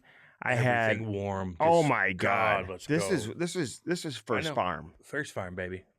You'll look good. You'll feel good. It's the bottom line. That's part of the deal. And Nikki boy, we love you. Nick Clements and the lovely daughter. Girl dad. Yep. You're a girl daddy. I want you to breed and breed more. Firstform.com You know. /Cam and Strick. Love you guys. Blue Note Roofing. Call David Novak today, 314-920-5713 for Blue Note Roofing. Works his ass off. Oh my God. Snowstorm, this he's snow still ain't, working. it ain't Yeah, keeping him yeah. from working. He works and he goes to the games. He does. He probably has a jacket just like mine, dude. Probably. The player of the game for my team would get this coat, man. The worker of the game. They wouldn't fit into it. They don't have to. Yes, you do. You just hang in You your. have to play. No, you have hang, to play you the hang game. it in your stall, dude. No, you have to wear things, dude. They can't fit in that. You just Their give them the children coat. can. Their children can. Just Their give them wife the coat. can. What did you say? Their wives can fit in your jacket, Mhm. but they can't. Hey, and I wasn't chirping heat of the rivalry of the Gee, show. would you shut the fuck I'm just up? saying. Jesus I'm Christ, just saying, like, Maddie. I'm admitting that I haven't seen the Maddie. show. He hasn't seen the show. Maddie, you saw it, didn't you? Yeah, me too. Did you watch it? Oh, yeah. It's fantastic. Is it? Okay, so It's fantastic. okay. Well, the players who haven't watched it You haven't watched it? are all talking about it On and those 3-hour acting like they. flights? But then they throw in at the end. I haven't had a chance to watch it yet. But they know everything about it, and how Batman- great it is for I think Batman society. said the same thing. How great it is for society, but I It's the haven't. best. Tell me about it. It's I great have for society, no and idea what's include, going on. but I haven't watched it yet. No idea. Something LeBron would say. Exactly right. I'm reading things. Malcolm X, your book's upside down.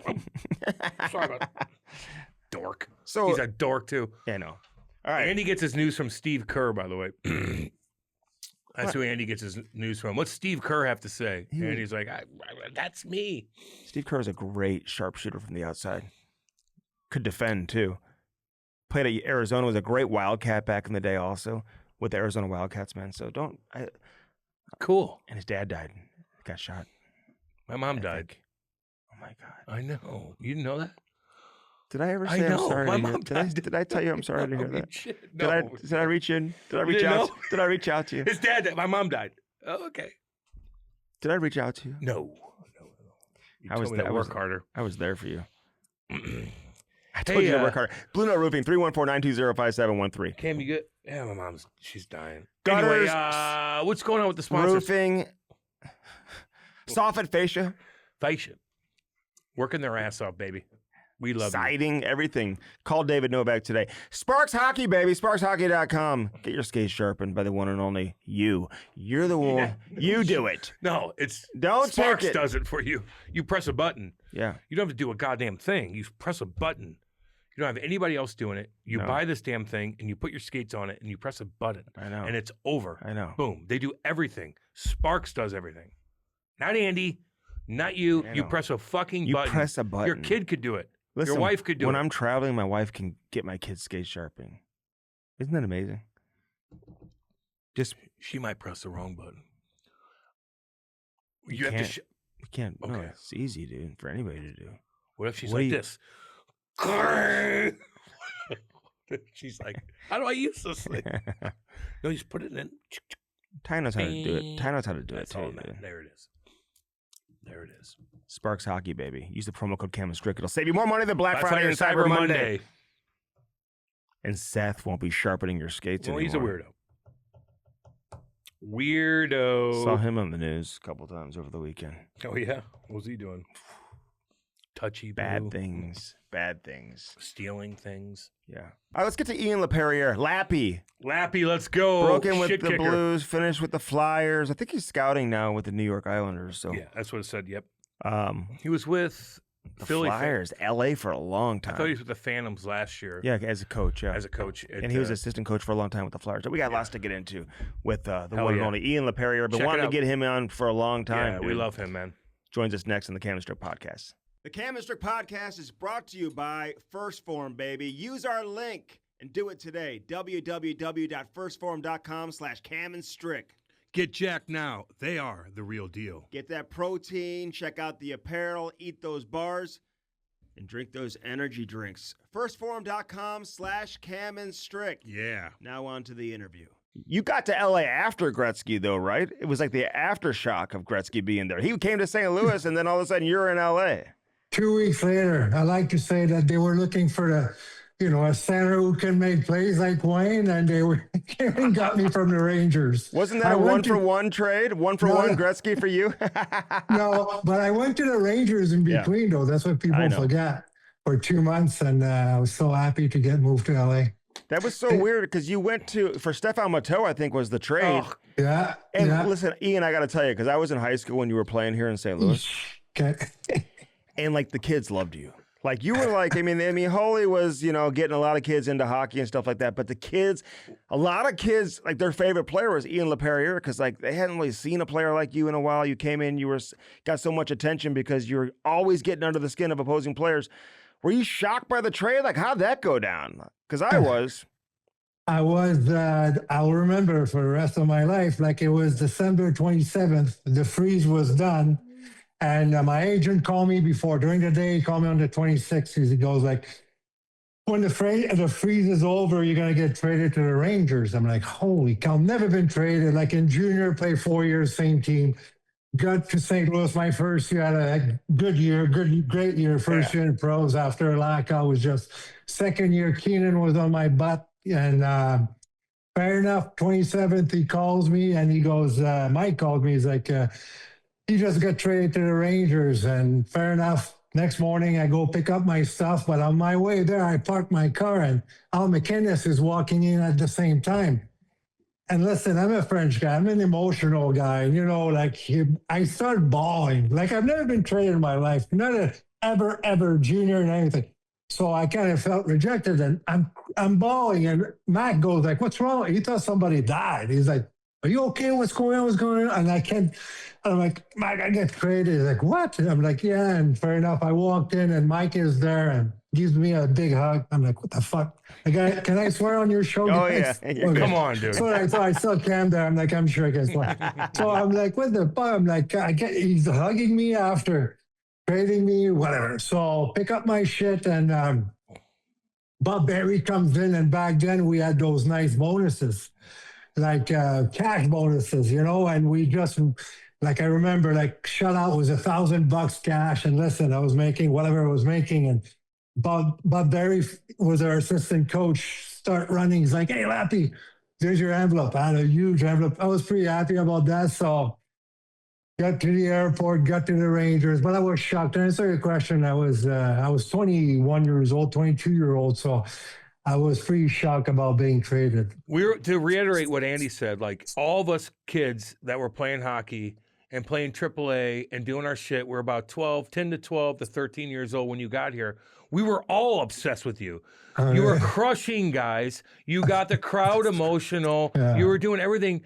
And it's like, if Mike Keenan, like, why wouldn't he want you around? Now, he did do He wanted his boys. Because he did it with the Rangers, too, where he fucking... Brian Noonan and those guys, Is that why you never came after me, Cam? Is that why you were... I was wondering if we were going to fight. I looked up, I'm like, I don't think I ever fought you. No, you fought I'm everybody. Okay with that. That's why I'm still here, buddy. Like, I knew my place. Hey, what did Holly say to you when you were bawling and crying? What was his response? Holly, you know what? Thank you, kid. Yeah. I know. Stop crying, baby. What are you crying about? New York's a great town. I love the guy. He's always been nice to me. Even after when I got traded, I played against him, and I've only had great memories. The guys were great, and I see Chaser going through what he's going through. It breaks my heart. And I saw you guys together in one of the podcasts. I don't know if it was yours or his, but those guys they mean a lot to me because as a 20-year-old, you get to a big city, you never really moved out of, I would play junior an hour away from home, so it wasn't really a move. So when you get to your first full team, it's really important that you have guys like that. And I was lucky. My first couple of camps, like I remember, like we had 4 teams and we're all going to, we had lunch together and I remember Bobby Basson stood up for me because I ran Nelson Emerson. My point is like, you need those veterans to have your back from their first training camp, and they really carry into my first year in St. Louis. And again, I want to go back to Chaser when I see him battle, and there's no tougher guy that can go through what he's going through. He's the toughest guy I've played with, but it breaks my heart to see him struggle like that. Anybody try to, like those guys, like when you're in training camp though, were you rocking guys I was. and were guys like tapping you like, you better settle down, kid? Listen to that, my first camp. I got stories that's messed up because I can't remember what happened last week, but I can't remember what happened Yes, 30 years ago. And I see Nelson Emerson. You guys remember Nelson Emerson? You know, playing St. Louis was, he was an upcoming college guy. He was there. He played a year or two with the Blues. And we talked about, I see him on the road. He's assistant GM for LA now. And I told a story. We talked about that story a couple of weeks back. And I remember like, he turned, he had the puck, he's going down in the corner, and he made a quick turn to the right, and he turned left, and I came right and crushed him. That was in training camp. They blew the whistle, he stays on his butt, and I remember his face looking at me like, what the fuck are you thinking? Fair enough, they blow the whistle, I'm skating to go to my bench, and Shani jumps on the ice, spears me. Chaser jumped on the ice, cross-checked me. I'm 18 years old, my first camp. And Bobby Basson stood up and started giving them shit. Shut the fuck up. The kid's trying to make a name, blah, blah, blah. And for that, I'm like this. And you guys remember Bobby Basson. He could chuckle. Man. He was a small guy, but a big character guy. He could fight, and he had my back. And those days were different. Like I said, the Sutter fight, the twins. Both them twins were on different teams. They're sort of 6'5" and everything. It was crazy back then, boys. But it was something that I feel like the game is missing today. Mm-hmm. And, it started in those camps and everything. And, it's, I've never, to answer your question, Kim, I knew one way to play. My dad always told me, one thing you can't control is finish your checks. And I did that. And I took that for my 17 years career in the NHL. I did that in junior. I did that all my life. And that's something that advice. And also my dad used to tell me, you have to be willing to do something that's the guy next to you is not willing to do. And that was on and off the ice. And hey, just so you know, that's rare that a guy like Bobby Basson would step up and be, hey, screw you guys. No, let him veteran guy, a veteran guy talking to Chaser. After you just put down another veteran, right? Yes, one of the better players on the team. Like, that's a rarity, and that probably helped you out big time. And Shanahan and Emerson were super tight, man. They were really tight. Yeah. Super tight. And it's funny, we talk about that. Now, I play with Nelly in Los Angeles, too, so it's great memories. Those camps were different. Like, I've been through, like, head coach. I was assistant coach, head coach with the Flyers. Yep. And the way the game is now, camps are different. And listen, those camps were 2-3 weeks back then. We scrimmage. We'd have 4 teams. Team A play against Team B. Team C play against Team D. And, twice a day, no time limit. But, it was just something that I feel like it really helped us bond together. Even if you didn't make the team at 18, as a 20-year-old in your third camp when I made the team, they knew that I went through the same shit that those veterans went through, and they kind of respect you a little bit more, I feel. It's a different game today than it was then, for sure.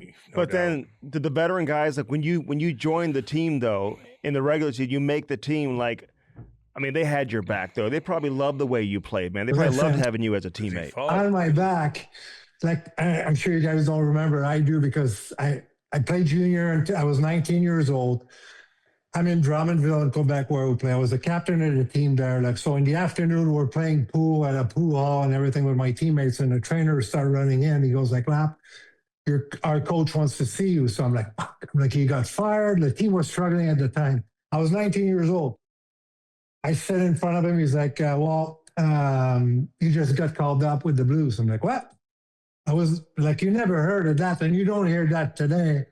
I'm like, what? I'm like, is it candid camera? What's going on? And he's like, no, you're driving to Montreal today. You're going to fly out, and you're playing tomorrow against Vancouver. So that was my real first game. So you want to talk about having your back? I go there, morning skate. I'm in awe. They put me right between Shani and Brett. So I'm like, what the f is going on? So I was in a dream, I felt. So play my game the next day against Vancouver. Play an okay game. that night we go out. The boys used to go out back then. They go play video games now. We used to go out and have a beer. I was 19. Nobody cared. No.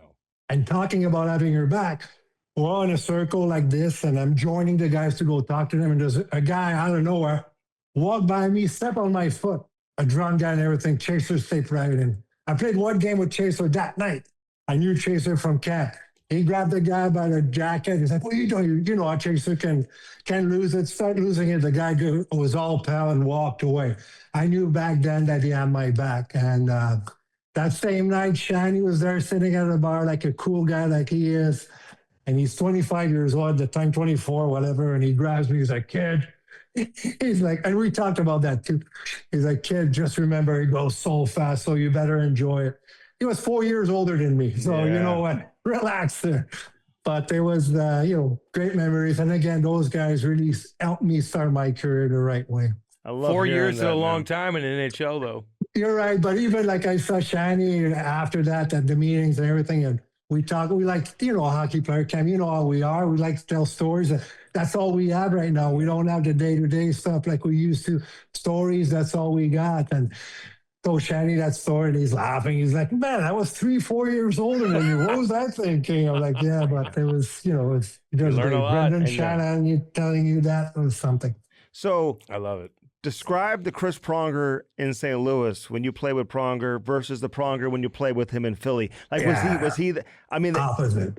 complete opposite? Opposite. Like, he was a young kid. Listen, Prongs was a young kid, and but one thing with Prongs, like him or not, for me personally, that's all I can talk about. He always respected me, always show me, even especially at the end when we played for the Flyers here. Like, he went from a young punk, like you want, maybe a little bit cocky, arrogant, whatever you want to call it. But he was 18, 19 with all the name and the success that he had already with Team Canada and all that. But he matured so much over the years. He became a different man. Like, at the end, he was the top.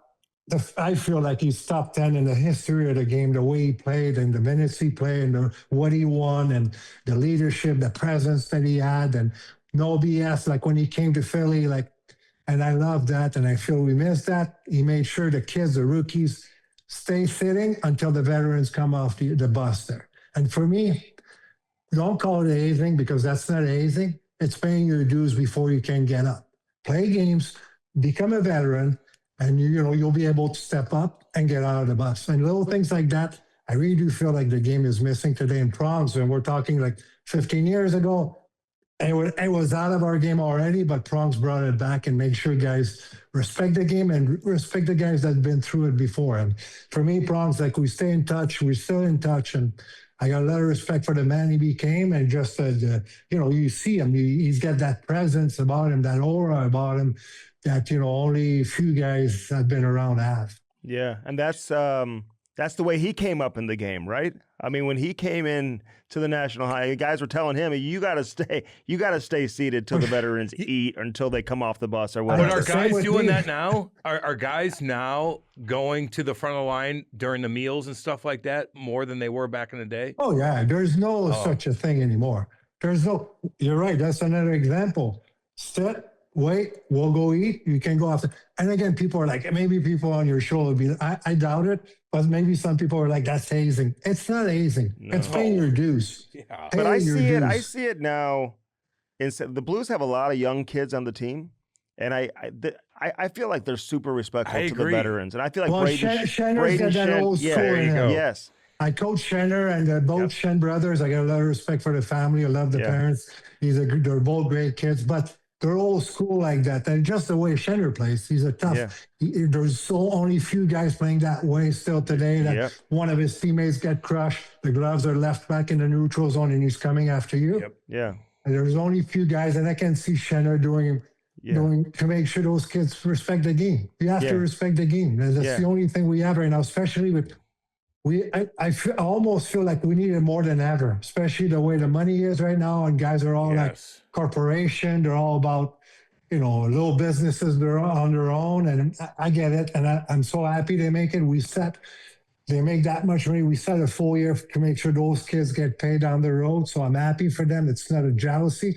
It's just that we need to hold on to what we got to keep the respect in our game. Yes, because Shenner's the guy who makes sure the veterans understand that. Like the rookies understand that. Like you don't get off the bus until the veterans get off and how they eat and whatever. But he's also the first one to reach out to you when you join the team, when you sign, you get traded, when you get called up. Parties, make sure you need all anything. that. You got a place to stay. Jimmy Snugger would live with him when he first got called up. Like little things like that. So they got he the team's not having a ton of success this year, but that culture from winning a few years back, he still continues to pass that down to the young guys. Hey, I'm curious because you're one of the only ones that can answer this question because you went straight from playing to jumping on an NHL bench, right, as a coach. I did player development for a year and a half in between it. I went to the bench. So Steve Ott, right, played a long time. Yeah.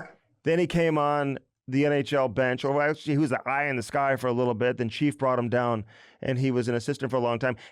Just a few days ago, as you probably know, he's now the head coach, right, in Springfield in the American League.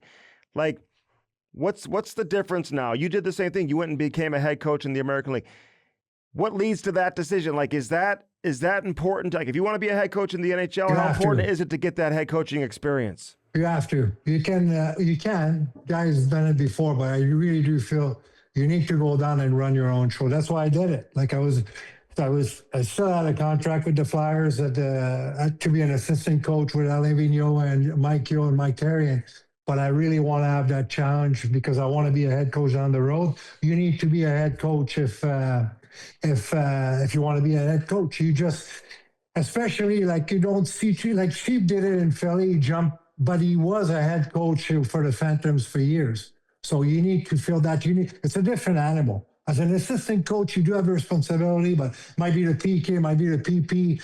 You skate the guys after practice. As a head coach, you oversee everything on the ice and off the ice. You have to deal with the trainers. You have to deal with a guy who messed up at home or whatever. That's all going through the head coach.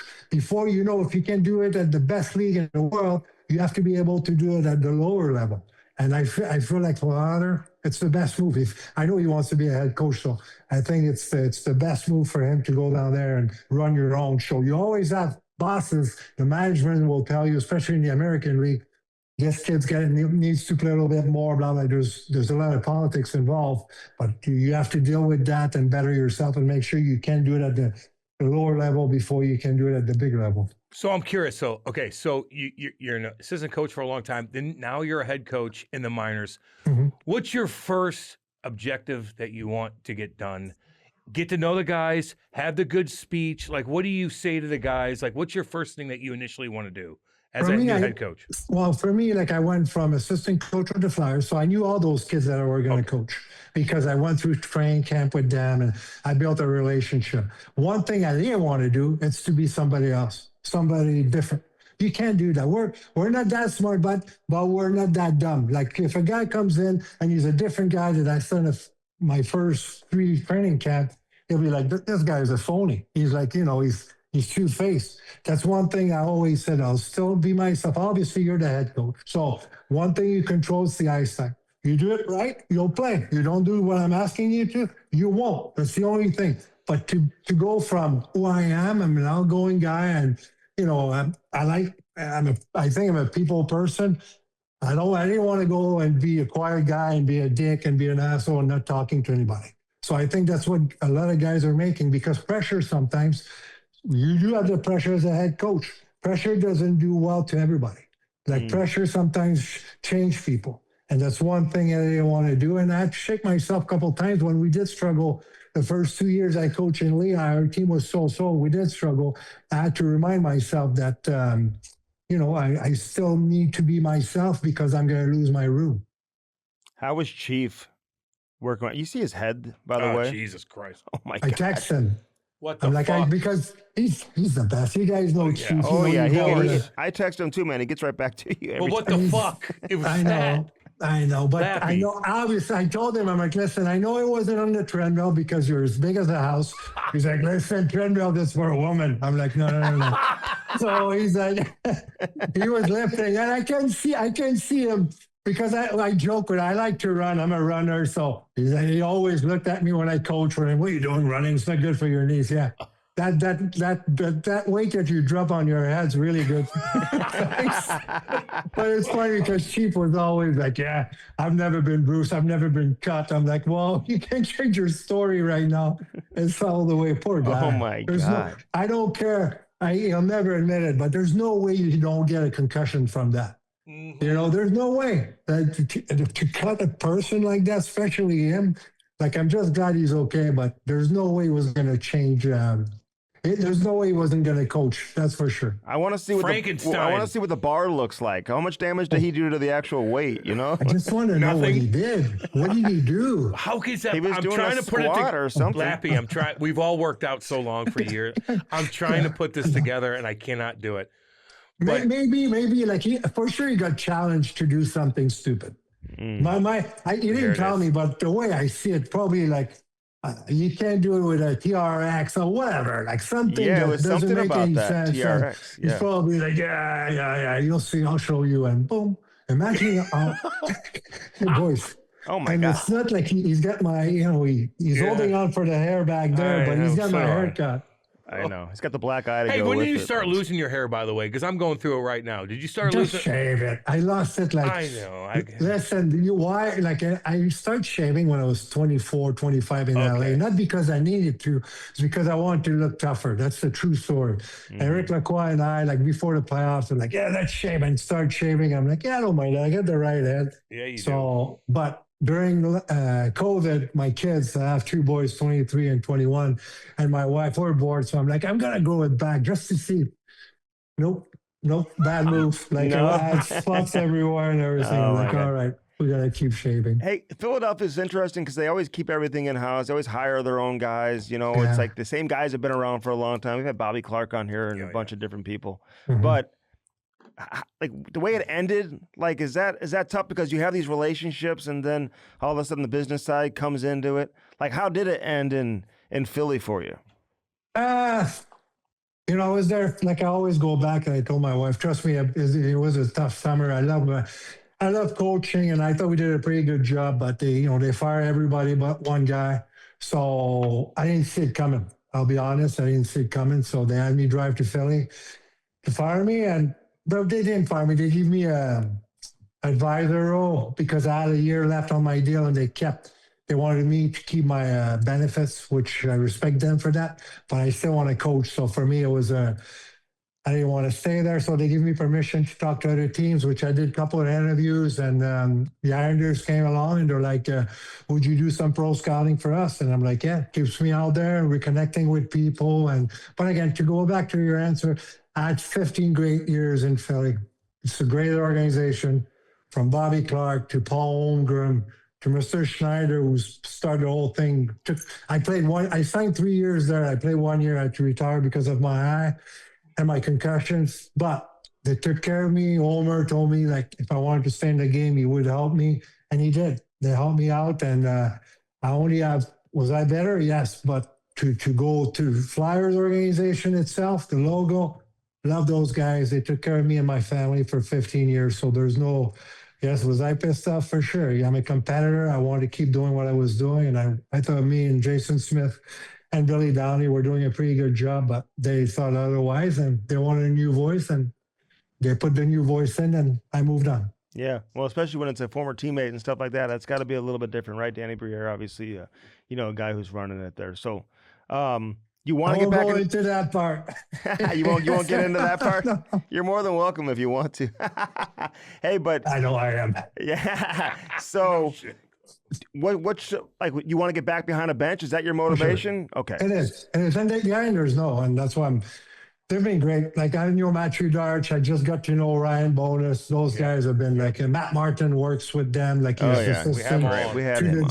GM. They're awesome. They're just, it's one thing, like, it's change is good sometimes, and I really do feel it is. Like, they've been great to me. They give me teams to follow, and I do that. And I couldn't stay home. I'm that kind of guy who needs to get out. So with that job, pro scouting, you're out. 22 days out of the month. I'm not home, and my wife is happy about that. She's the one pushing me towards that job. So they've been awesome. And tonight they're in town in Philly, so I'm going to drive up and go watch a game with those guys. But change is good, and they're building something good with Schaefer there, with a special group there. They have a great leadership group too, so it's fun to help them out going through that the first year. But Why I was do that- want to coach, so Yeah. to answer your question, I do. I still have to drive. I'm in shape to coach, and because it's a grind. Coaching is a grind. You don't sleep. That's one thing with that job. I sleep like a baby.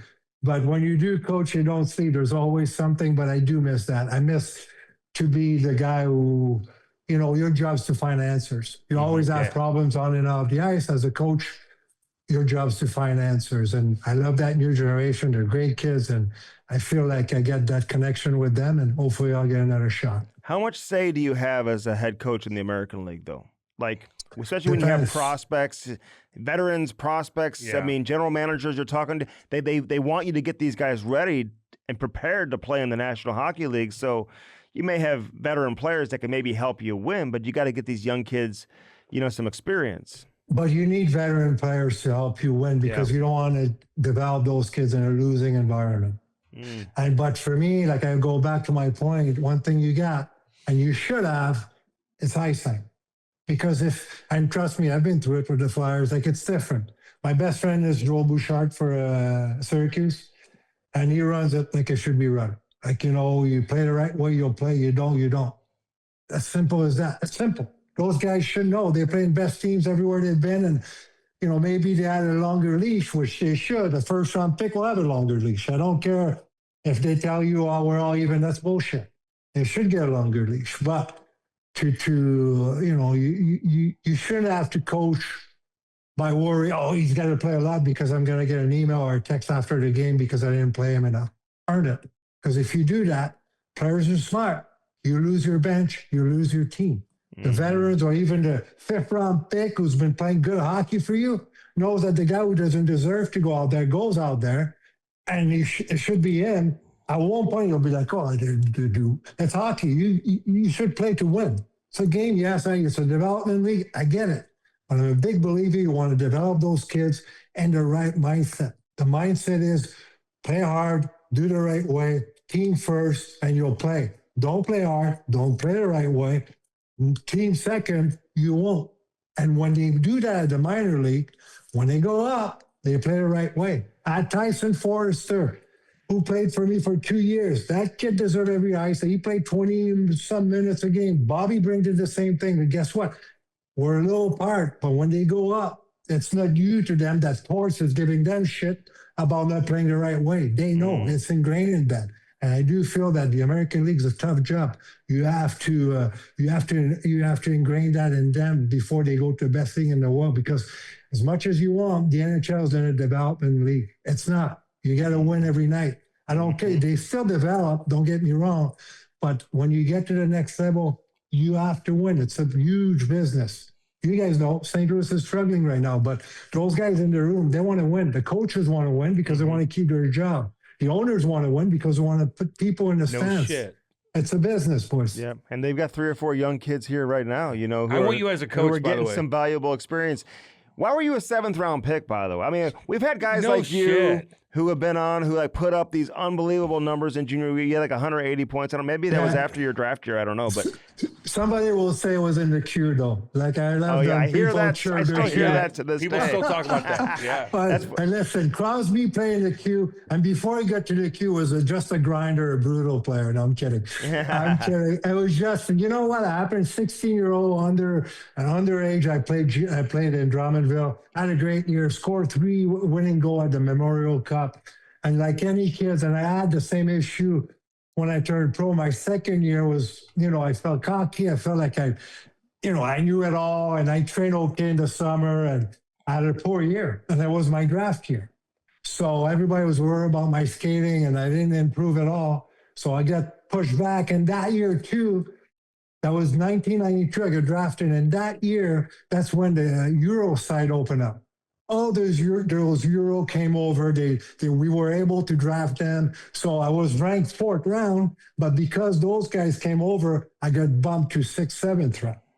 So I got drafted at the 7th round, and I had that mindset. I'm like, all right, I got drafted. I'm going to show them that I'm willing to do whatever the guy next to me is not willing to do. And I train harder. I hired Gaetan Boucher, who used to be a speed skater for the Olympics, to improve my skating and everything. And the following year, I had a great year in junior and started putting some points. And it's like anything else. You're confident, you know what to do. And and turned pro and had a great time. Well, you're doing Ironman shit now. You act like you're like, do I have the stamina to be a head? Well, yeah, you do. I'll give you the answer right now. But like back then, you see all these kids and how healthy they are, and they're doing their shit, and they play their video games. But like, what was your diet regimen back when you were young, and what have you changed so far? Because you look like fucking, you could run another marathon right now. Yeah, I'm training for one. My youngest one wants to do a marathon, so I'm gonna. Good for him. It's good. He's at VMI down south, the military school. He plays lacrosse down there. So military school, baby. Yeah, he's funny. He's like, all my boys could go to that school. I'm like, he's a senior. I'm like, nope. There's a bunch of kids that quit on day one. He didn't, and we're proud of both of our boys. And I have my oldest who works for the Ravens in Baltimore. So we're proud of both of our boys. But I've always liked training, and when I retired, I was in shape. I was still in shape, minus my concussions and my eye issue. But I'm like, I got to do something, or I'm going to go nuts. So I got into marathon first, ran the Philly Marathon. And the people I trained with, a couple of my friends were Ironmen. So after a marathon, they're all watching me on the phone, like, great time, good job, but can you do 2.4-mile swim, 112-mile bike ride, and a marathon? So they're challenging me. So I'm like, So I was doing player development at the time, and it's a lot like my job now. You do have a lot of free time, a lot of time to kill in the afternoon. So I trained for the Mont Tremblant Ironman in Quebec. So I did 4 half Ironman in between just to train.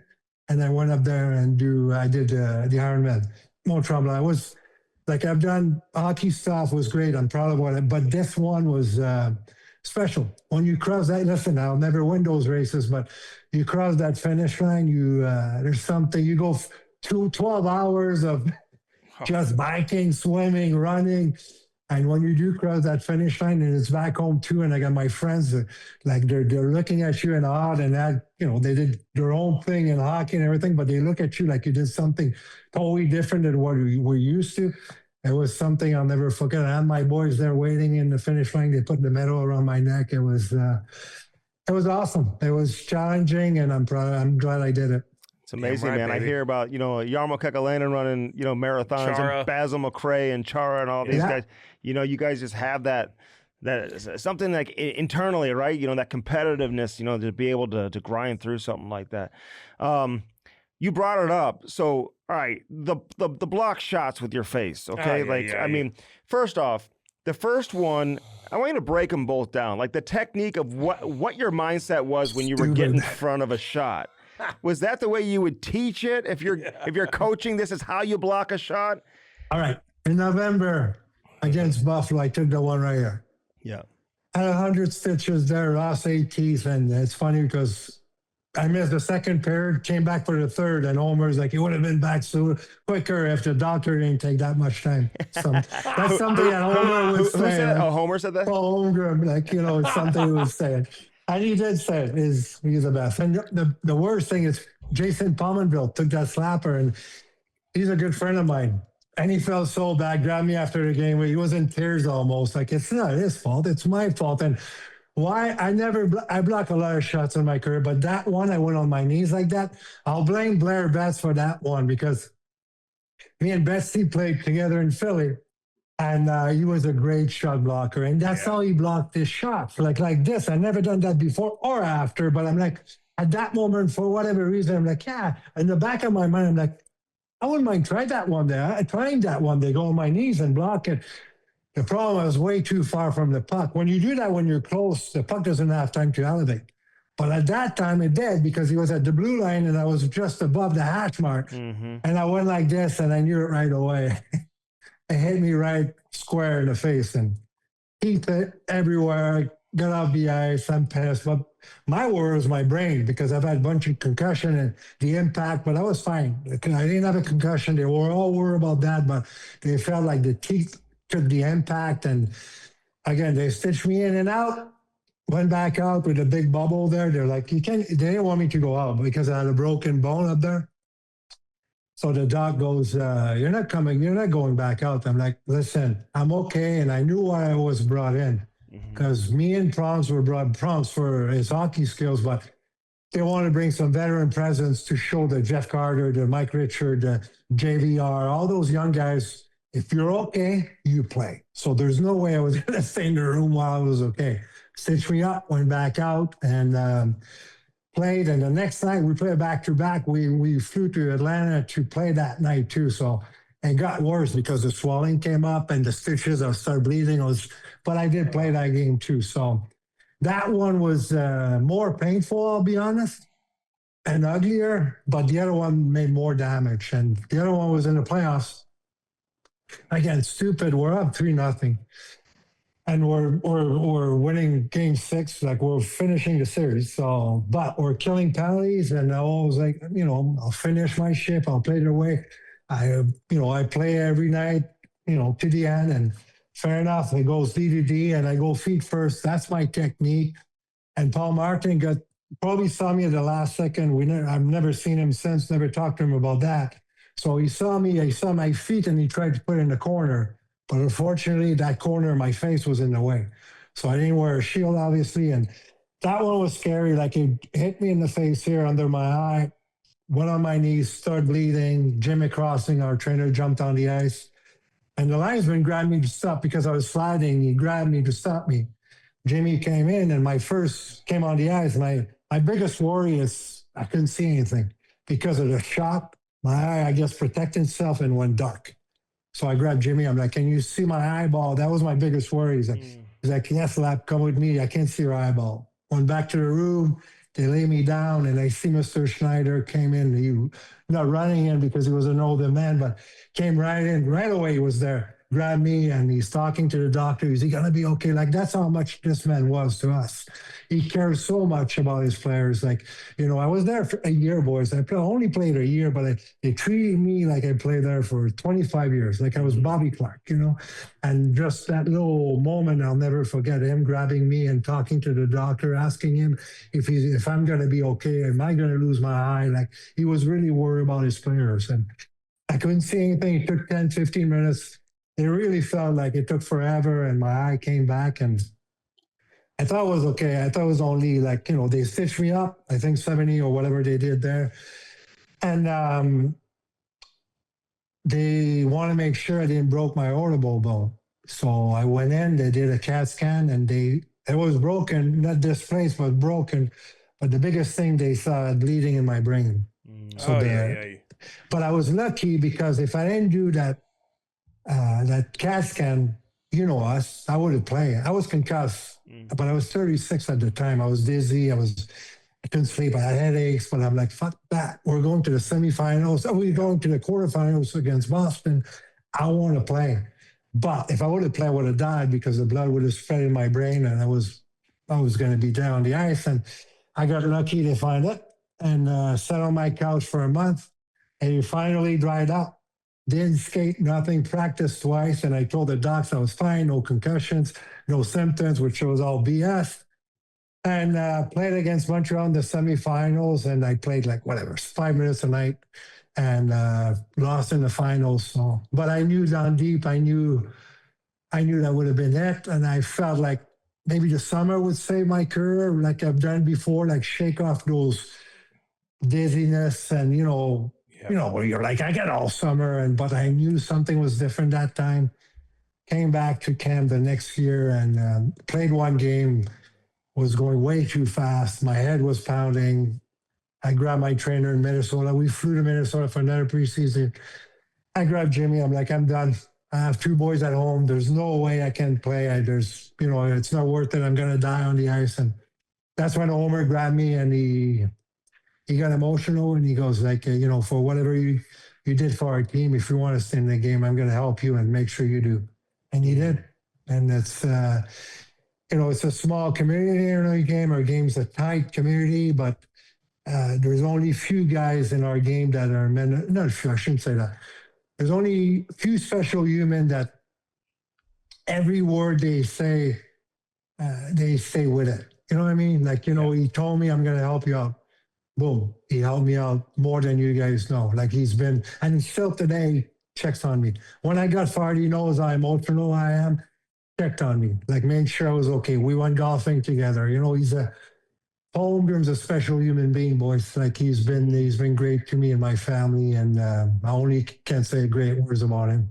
And I love the fact that they were showing you on the Jumbotron when you weren't playing. Like they were showing the replay, and the fans are giving you a standing ovation. I mean, was that like almost like an out of body experience for you, or what? It was, and that time I'm like tearing up. I'm like, I gotta play again. Like I'm like, there's no way my career is gonna has to finish like that. That was during that month. I have to stay on the sideline waiting for this to dry, and they shot. And that's the best moment of my career. Listen, I wasn't a huge goal scorer. I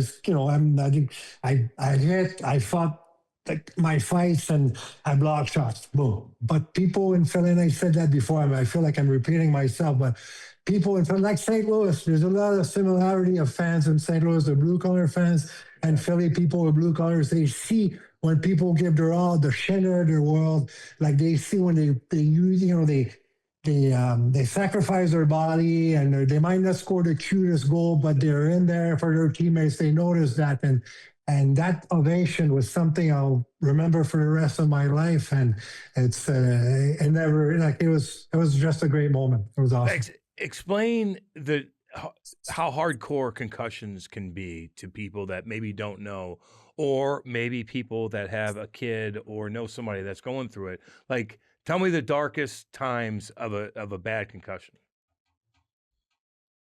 Dark, boy. Like it goes dark. Like, I remember I don't remember his name. That's the sign. There was a doctor in LA. I know that's the sign, but it was in LA. It was years ago. He wanted to retire me, like at 27 years old, because I had too many in a row. And I'm 27. I remember crying with my wife in Manhattan Beach in our house. I'm like, what am I going to do? I'm like, there's no way I'm going to retire at 27 years old. I got to take time. Like, and again, like people forget, like I'm not Crosby and you're not Crosby, Ken. So Crosby can take a year or two off and I'll wait for him. Ian Laperrière can take a month off. I've had a coach, I won't name him, but he told me, and whatever, he told me, if you don't come back, somebody is going to take your spot. Andy Murray. We know Andy. Okay. That's something he would say. I'm kidding. I lost you there. It's so funny. But okay, great guess. But listen, but that's the way it is. And I'll go further than that. When I was a young kid, my game was the same game. Block shots, hit people, finish my check like my dad told me. Yep. Block, and people will give you an ovation. They reward us to play that way. Okay? Mm-hmm. When you play hurt, they reward you to play hurt. Look at the kid, great job. And now, we didn't see the difference. Oh, it's your brain. Yeah, but all my life I got rewarded because I was playing hurt. Now you're asking me to stay on the sideline because I want to play hurt. It's hypocritical. Like, because I feel like, especially my generation, we got rewarded because we played injured. And now because I read people like, hey, stupid, why did you play with a concussion? Well, you've never been in my shoes. You've never been the kid that been rewarded because he played hurt. Mm-hmm. And I couldn't see the difference between having a sprained ankle or a concussion. I couldn't. Am I stupid? Yeah, maybe, but that made me who I was. Came back early and played the right way and give my all. And if I get concussion, well, I'll deal with it later in life. And, to answer your question, it get really dark. When you think your career, what you've been doing since you're a little boy, is over. It's hard. The last one was hard too, but I was 36 years old. My career was done. So, if it would have happened, or if I had to retire at 27, that would have been way harder. And also 36, stayed in the game, really helped my transition for my after career, my after playing career. Were you spinning? Like, were you spinning at night? Were you looking, I got to close my fucking windows. I can't see sunlight, which I need fucking sunlight to be happier. Are you shut down and like, get me out of here? Can't eat, no appetite. The concussions in LA, which I've had a bunch of these, were the one. I had to stay in a dark room, couldn't eat. Like I was irritated. I was losing my shit if my kids was crying. Like it's not good. It's not good. The last one, I had positional vertical. But it took 2 weeks before they figured that one out. What does that mean?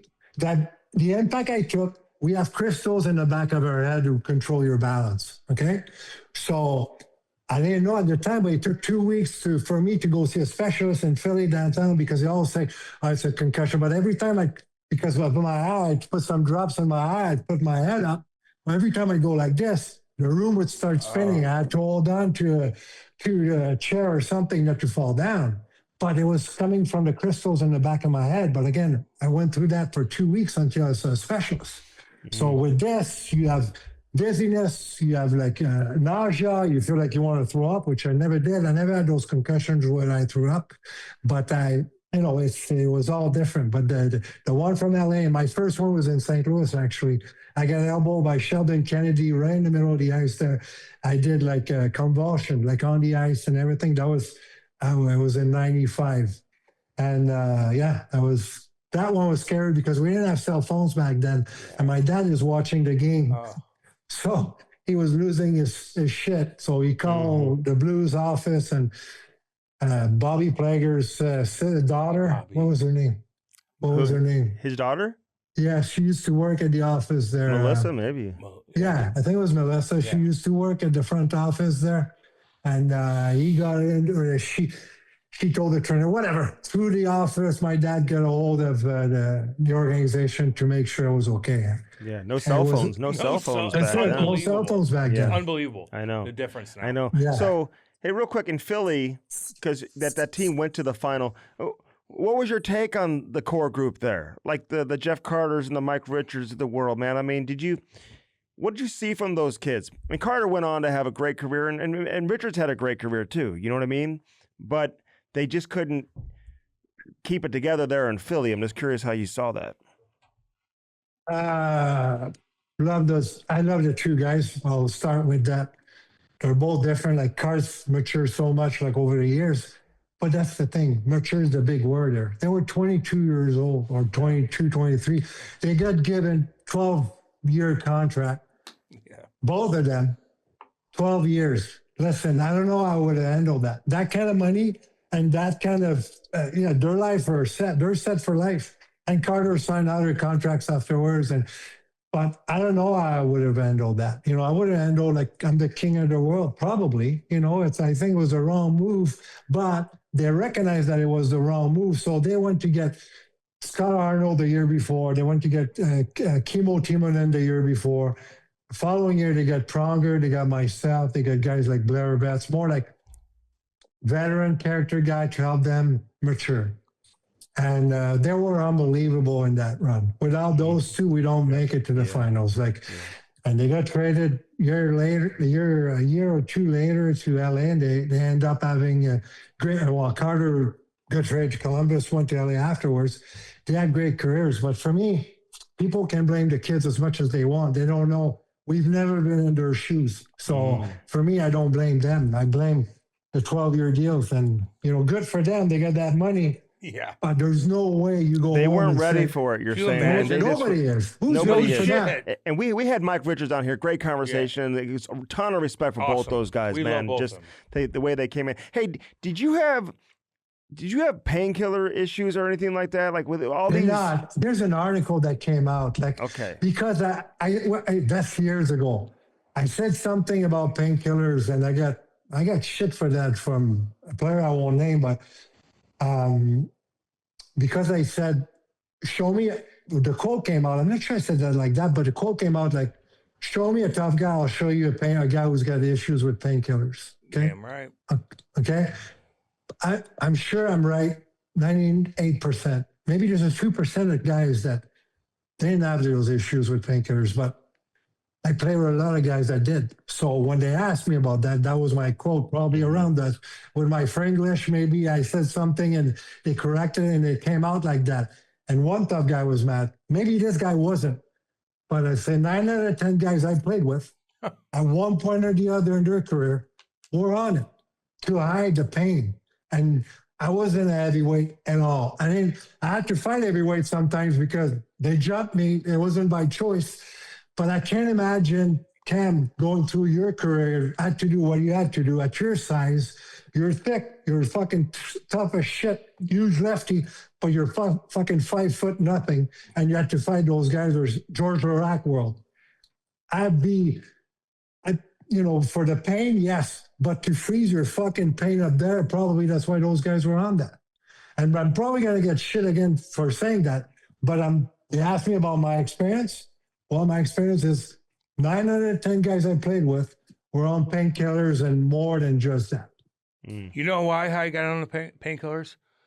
Because I got hurt at a young age at 20, 21 years old, and they gave me 190 fucking Percocets, and I had to sit by myself for 3 months without being a part of the team, and I'm eating them like fucking Skittles. And then when I'm done with them, I'm like, why do I feel like I'm in hell now? And now you got to buy them off the black market. Because you're and addicted. No shit. For sure. No idea. For sure. Yeah. You're Listen, addicted. when you went to LA, I can tell you have it's like a close relation, not just a teammate, but a real relationship with Luc Robitaille. The way that he talks about you got your Masterton trophy. Yeah. You right away like mentioned how much he meant to you, and he's been on with us, man. Like I love Luc Robitaille, man. Like what did he mean to you? How close were you guys when you got to LA? Well, our friendship started with the Rangers. When I got traded to the Rangers, Luc was there, was my roommate too. And listen, boys, Luc Robitaille, I'm French Canadian, like I'm sure you guys noticed. And you hear Luc Robitaille, he's Luc Robitaille back home. But for me to have a chance to go play with Luc was a dream come true, and he is who he is. That's why I tell people that don't know him. I'm like, whatever you see on TV, that's Luc. Funny guy, enjoy life. He does great charity, takes care of people around him. He's been unbelievable. But for me, our relationship started with the Rangers. And when I got traded to LA, he knew I wasn't happy, but he's like, obviously playing LA before he got to the Rangers. He's like, Lappy, be yourself on and off the ice when you go to LA, and they're going to love you. So I took that as a great advice. So I got to LA, play my game on the ice. People love this stuff because you get half of the people that know the game and half of the people that love entertainment. And the game I played, I had people dirty. I'd get suspended every week the way the game is called today. But I hit and I fought my fights. I had a great 9 years there. And when he came back to LA, we just hit it off. Like dinner on the road, roommate on the road. Just a great guy. And I talk to Lucky every week, every 2 weeks. And he's been great when I retired. He gave me great advice too about, we're not, as a player, you're special. You have special skills. Well, as a coach or GM or president or vice president, you have to prove your worth every day because we don't have that skills. You have to work every day. Like you will get, doors are going to open up for you because you played. Well, you have to work. You can't be sitting, I played that many years. No. Doesn't matter anymore. You got to work and work and work. And Lucky was great to me. And even when I went through this summer, he's a guy I rely on. I call him and I'm asking for advice and for help because I still want to coach. So he's been great to me since I retired. And it started when we played together. Do you think when you're French, you have to even do so even more, like especially when you had your type of role? I know, like you and Avery, you fought and whatever. Like, I mean, those type of comments. Like, did you get those type of comments all the time? You hear those things. Like, do you feel like you always had to prove yourself? Like, and do you feel like French Canadian players have taken a bad rap over the years? Listen, I let my play on the ice talk for I didn't care. I never, like people call me Frog. I didn't care. Listen, I really didn't care. Like, there's something to piss them off and they wanted to come back at me. They couldn't fight me. They couldn't do, like most of the guys that called me Frog because they were below my league. They were like, It took me 3 years to fight Sean Avery. And, he's a beauty. Like, I follow him on Instagram. I don't know why, but he cracks me funny. up. Like, Yeah, he's funny, man. So he funny. puts pictures of himself, like of his jersey everywhere. I mean, and he's got that smirk. He still has the same smirk. Like, I'm like, this guy, like, we fought because he was, I mean, the story is out there. Like, Dustin yeah. Brown, he was rude to him and his wife, and that really pissed me off. I stood up for him, and I told him, like, we were on the same line. You have to know, like, me, Eric Belanger, and Puppy, and Sean Avery, I told him, like, he was like all over Brownie. Brownie was 18 years old. Leave the kid alone. Like, talk about his girl. Leave the kid alone. I stood up to him, and I was becoming free agent. And I told him, I'm like, the day I leave here, I'm coming after you. And fair enough, I chased him for 2 years. And finally, in LA, he's like, all right, we're going. I'm like, really? I'm like, and we went. It wasn't a great fight, but he decided to fight that game. And he's,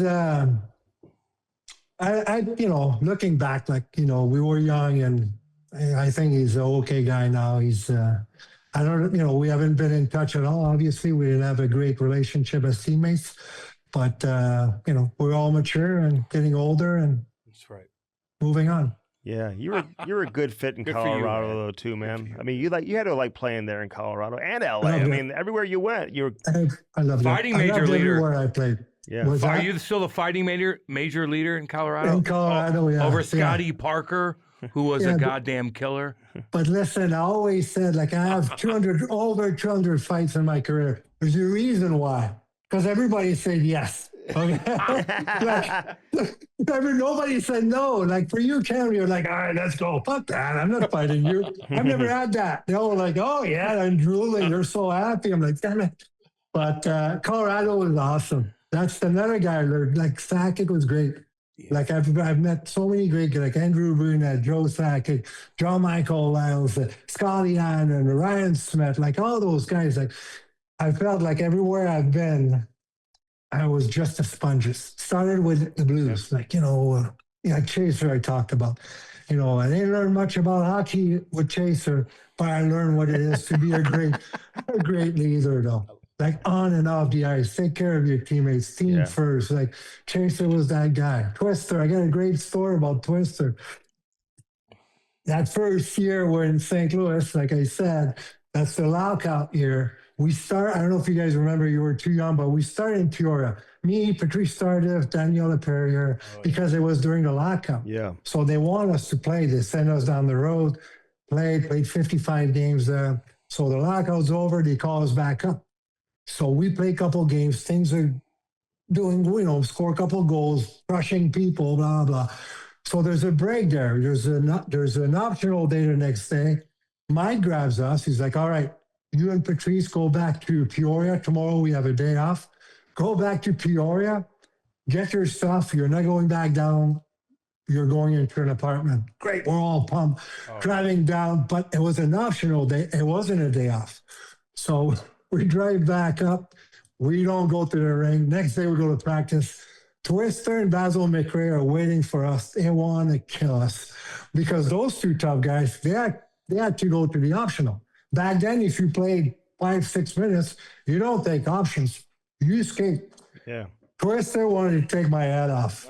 Where the fuck were you? I said, well, Mike told us to go get our stuff, and we're so nervous. Me and Patrice there, those two guys were so mad at us. But it's, I learned, never took an optional in the next, the rest of my career because of those two. And I'm still really close with Basil McRae, which is another guy I look up to. He's been great to me. And See, we man, see you got- see those guys all the time. You got by the way. relationships Great. everywhere, all over. You play as long as you did. You got relationships. Yes, of course. And that's what's great about our game. Like, that's what, like, again, do I miss it? People are like, do you miss the game? I'm 52 years old. Do I miss the game? Yeah, I missed it when I was now. But what I miss, and I'm not the first one that says it. Everybody says it.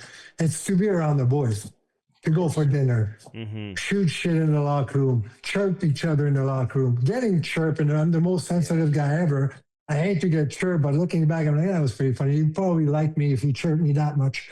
So, I miss that. But to keep those relationships, and when I saw Basil in Florida and Columbus, whatever, big hug, like I have we haven't missed a beat. Every time I He's saw the best, man. Don Oladette in Columbus on their last road trip. I haven't seen him in years. Like, big hug, just happy to see those guys because we've been through battles and shit together. I fought for Don Oladette. He remembers that. He respects me for that. Like, shit like that. That these are the thing that I take with me for the rest of my life, and I cherish. And when I'm bored, you just bring a memory back in your head and think about that good times. You need a coach again, dude. Yeah, I want you to coach me with the I want alumni. to coach. I want to coach, and I know Goddamn that. right. Let's Trust go. me, like I go up in the press, and it's no secret. I'm not keeping it a secret. No. I should walk around with a sign, hire me, Say it. coach for hours. But I'm not. I look desperate. I'm not. I love what I do, but I want to coach. I Yeah. got passion for the game. I love being behind the Hell bench. yeah.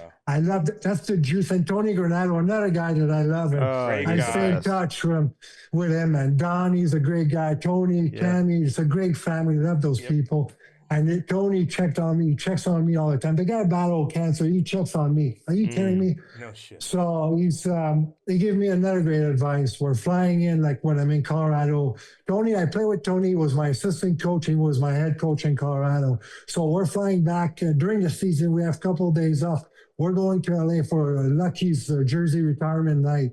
We couldn't make for the night, but we were able to make for dinner. And we're chatting. I'm still a player. He's my assistant coach. And he's like, Lap, what do you want to do when you're done?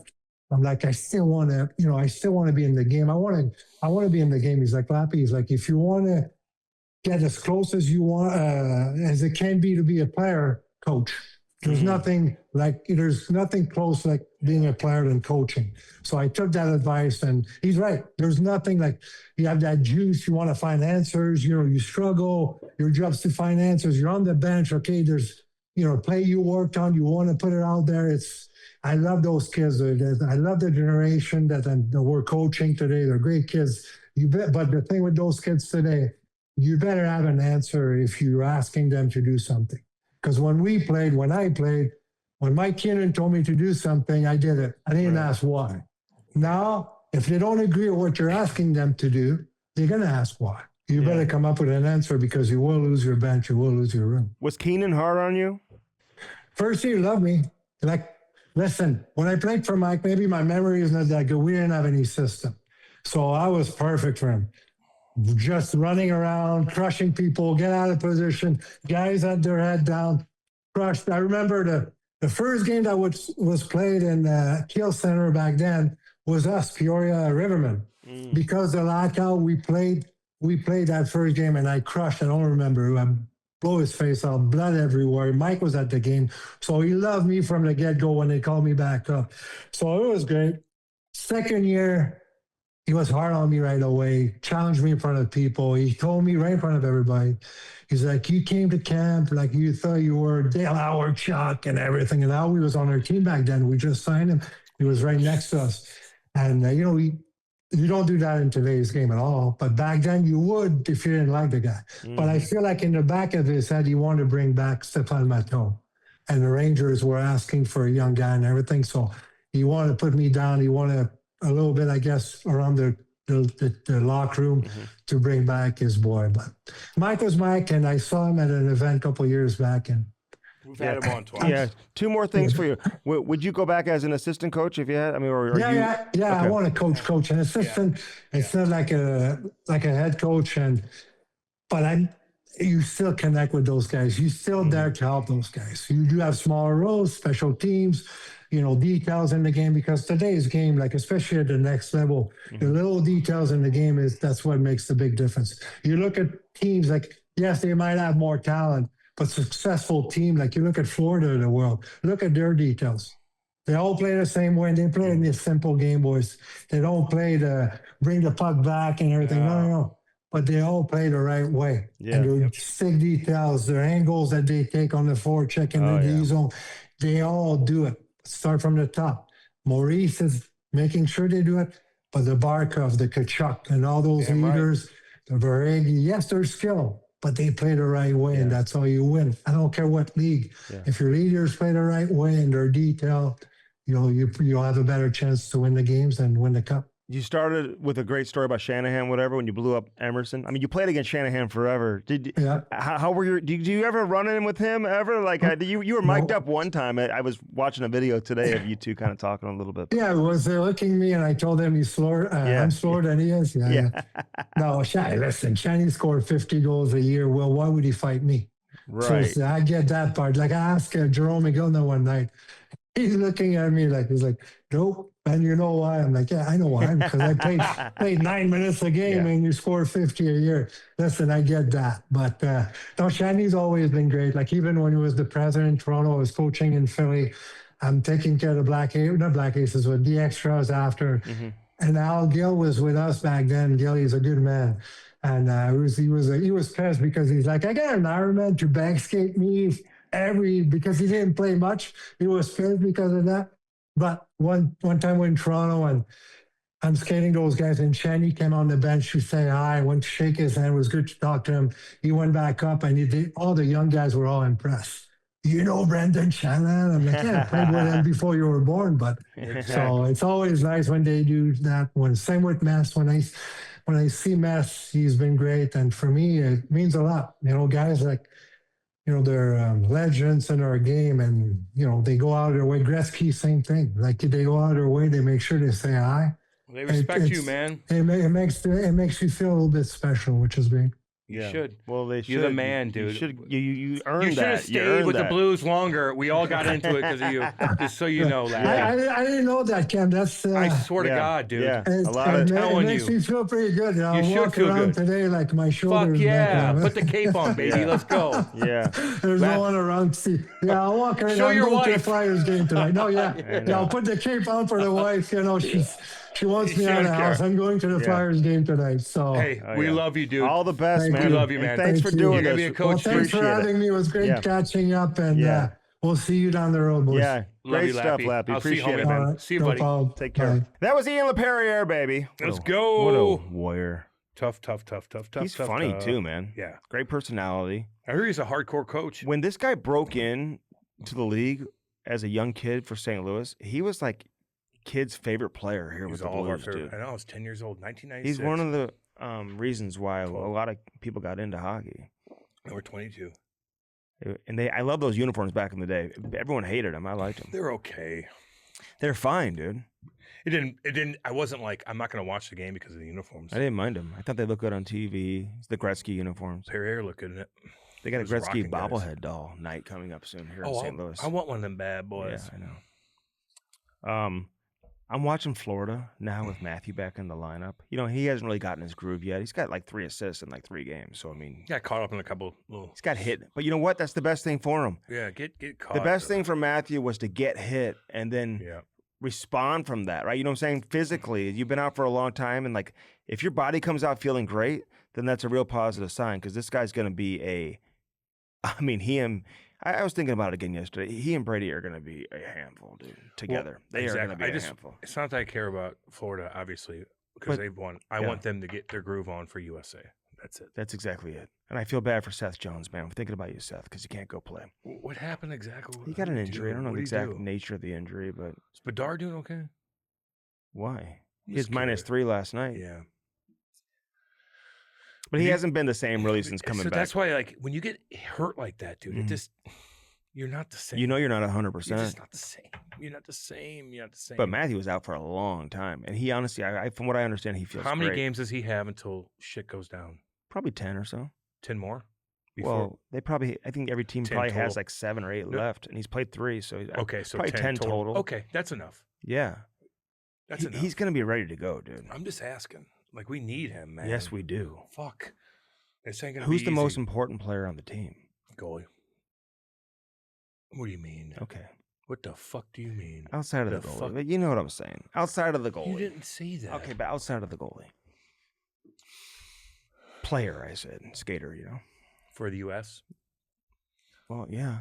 I'm not, you think I'm talking about Finland? Like, who's the most important player for Quinn Finland? Hughes. He wasn't even there in 4 Nations. He's going to be a difference maker. Yep. He's going to be the guy. What are you expecting from Jack? Because you're down on Jack.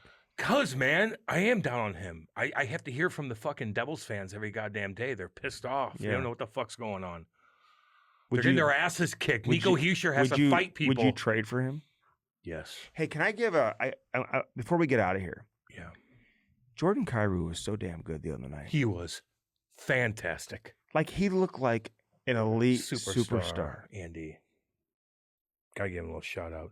He looked like a superstar. He was so damn good. Back checking. And he is spinning off guys like, what, bam. He like, hasn't had the season here. that he needed to have and that he wanted to have and the organization needs him to have. He was fantastic.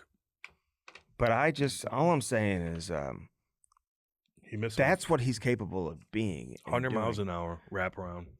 How come guys can't do it all the time? Because it takes a lot out of you. What do you mean? Yeah, but like there's superstars. Go 100 miles an hour every game? Dude. You have to be in tip-top shape. You have to do everything right in order to be that way. Everything right in your diet, in your fucking sleep, and everything. If you have a weird night's sleep, that could fuck you up so bad the next day. All right, but I'm just saying, what do you mean? that's what's so impressive about McDavid and McKinnon and because these guys. They're consistent. They play that hard every night. That's the hardest thing. There's so many players that could play in the NHL, but they're not consistent mentally, physically, whatever they're not doing. Consistency. And the effort every other night. The effort isn't consistent. Exactly. Because that's the hardest part, is to give effort every night. That's the hardest part. But do you make an excuse for players who can't give the effort every night? Yes. You do? No. Oh. Wait. No. Okay. Figure it out. So that's why I'm just like figure like it when out. when you show you want to be the best? what your best is, and when your best is as good as really anybody in the league outside of maybe a couple of guys. And the reason why you're best is because you're moving your feet 100 miles an hour. And that's what it is. He gets that swag, dude. He gets that confidence. Come here. Boom, spins off you 3 steps, rips it, loops down. They have these new camera angles now. I love it because they have a little tracker. You know what I'm talking about. Yeah.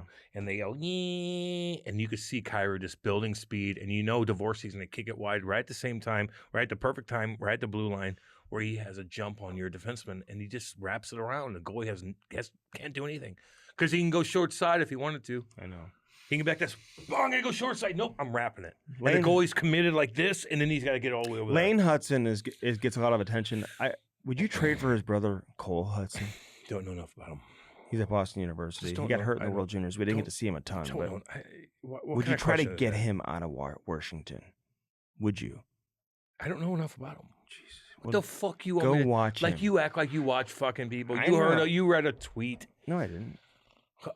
So what's he good at? He's unbelievable. I saw him play live here in St. Louis last year during the Frozen Four. So you saw him last year in the Frozen Four? In the World and Juniors so you and World asking Juniors me, and the Frozen Four. So if I would He was a trade second for round him? pick for some reason.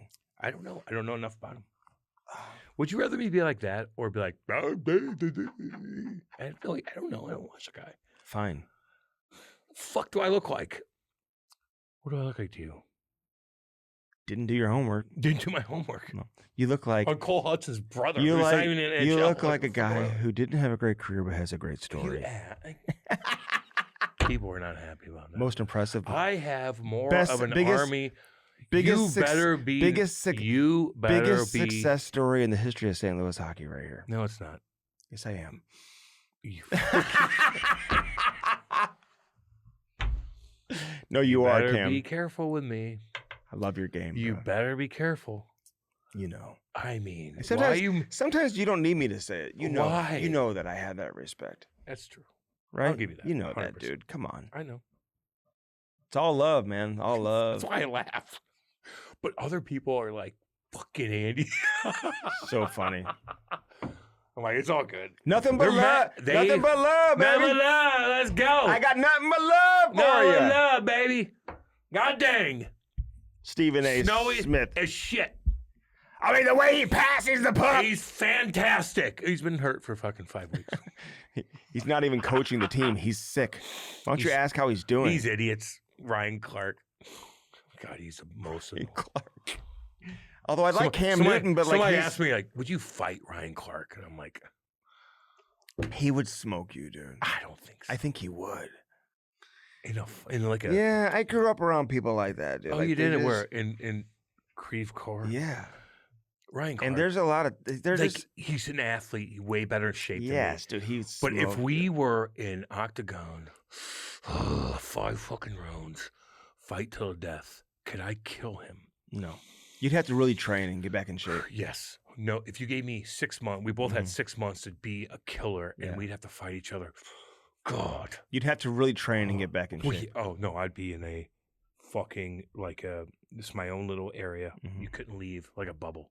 I'd have to be in a bubble, everything healthy, boom, for You 6 want to know what the best quote is? I think I that- could hurt him. I think if I had to fight to the death with him, I would be okay. The best quote I've heard in a long time is championship teams, they divide the pain, but they share the victories. God dang, Andy. God, you were a leader back in the day, weren't you? You son of a bitch. Is your hair crawling on the back of your neck right now? No, my hair's balding. You don't have any.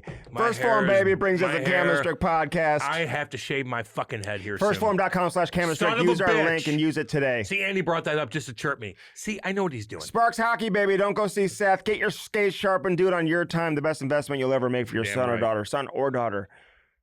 Because I watched a PWHL. not as much as I You do. didn't. I knew it It's was on in fun. every bar where I just was on vacation. I was traveling, business trip. Every bar I was able to watch and catch up with a lot of different games. So I don't know what you're talking about. Name me 5 players. Hillary Knight, Murphy, What? What's their first name? Deanna, Jinsey Dunn, We're fact checking that. Jinsey Dunn, Go ahead. Joy Dunn. She's on there too? I thought she's. Well, she's still at Ohio State, but she'll be Ooh, you lie. Amanda lie. Kessel, Lies. Amanda Kessel, Lies. and the God, what's her name? Played in Chicago. She won the fastest skater She beat Clayton Keller in the fastest skater round in the opening round. No, she did. What's her name? Why am I forgetting her name? You tell me. 2 Um, daughters. You have 2 daughters. and then the French girl from Canada, Pew.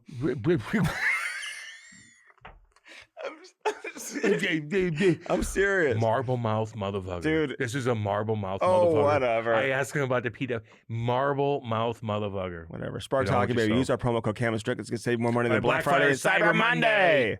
God dang. Blue Note Roofing, David Novak, 314-920-5713. Call him today. 314-920-5713. Some bitch. And of course, our friends over at Stiefel, baby. We love you guys, man.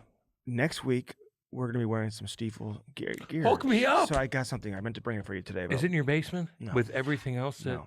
I'm. We finally took our Deserved? Christmas tree down yesterday. Jesus. I Came home. I'm like, it's got to go. Fucking Hoosier. My wife doesn't like to let go of Christmas, dude. Got to let go. Jesus. Put your foot down. Settle down. Put your foot down. I have my. Ian Laperrière joining us in this edition. We appreciate Take him your- for joining us. Take your Christmas stuff down. Yeah, I know. Seriously. He was great, dude. He's what a warrior. Hell yeah. Ian, we love you. And thanks for supporting the Camistrick podcast. Watch Did we on have a lot YouTube. of goalies on Subscribe. recently? Yeah, 3 in a row. Okay, didn't even know. 3 in a row. I didn't even think. I didn't even think about that with like Panger. I wasn't even thinking like I know. goalie or whatever. John Van Beeswick wasn't thinking goalie. We're thinking of USA. He's the head of USA Hockey. Thank you. I know. I'm with you on this, homie. You know? We didn't even talk goalies with them. No. We talked fucking. Listen, they're up to date with all kinds of stuff. That's why we have them on, just because they're a goalie. Whatever. Not And- even thinking about it. exactly. Sorry about But that. Ian Laperrière left. Sorry to and he bother was you. Great. All right, stay safe, everybody. Be careful out See you there. guys. If you need help shoveling or anything like that, getting in and out of your house or food sent to your house or something like that, reach out to me. Love you guys. Be cool. Peace.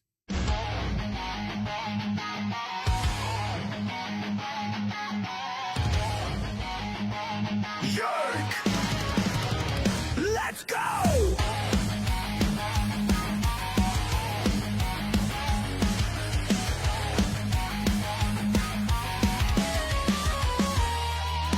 Cam's a shit kicker, 2 bombs in the lead. Soul Dragon Cougars, no time for fatigue. And he's a shit talker, stirring up the show. Never played a shift, but he's ready to go. My check for check, here comes show.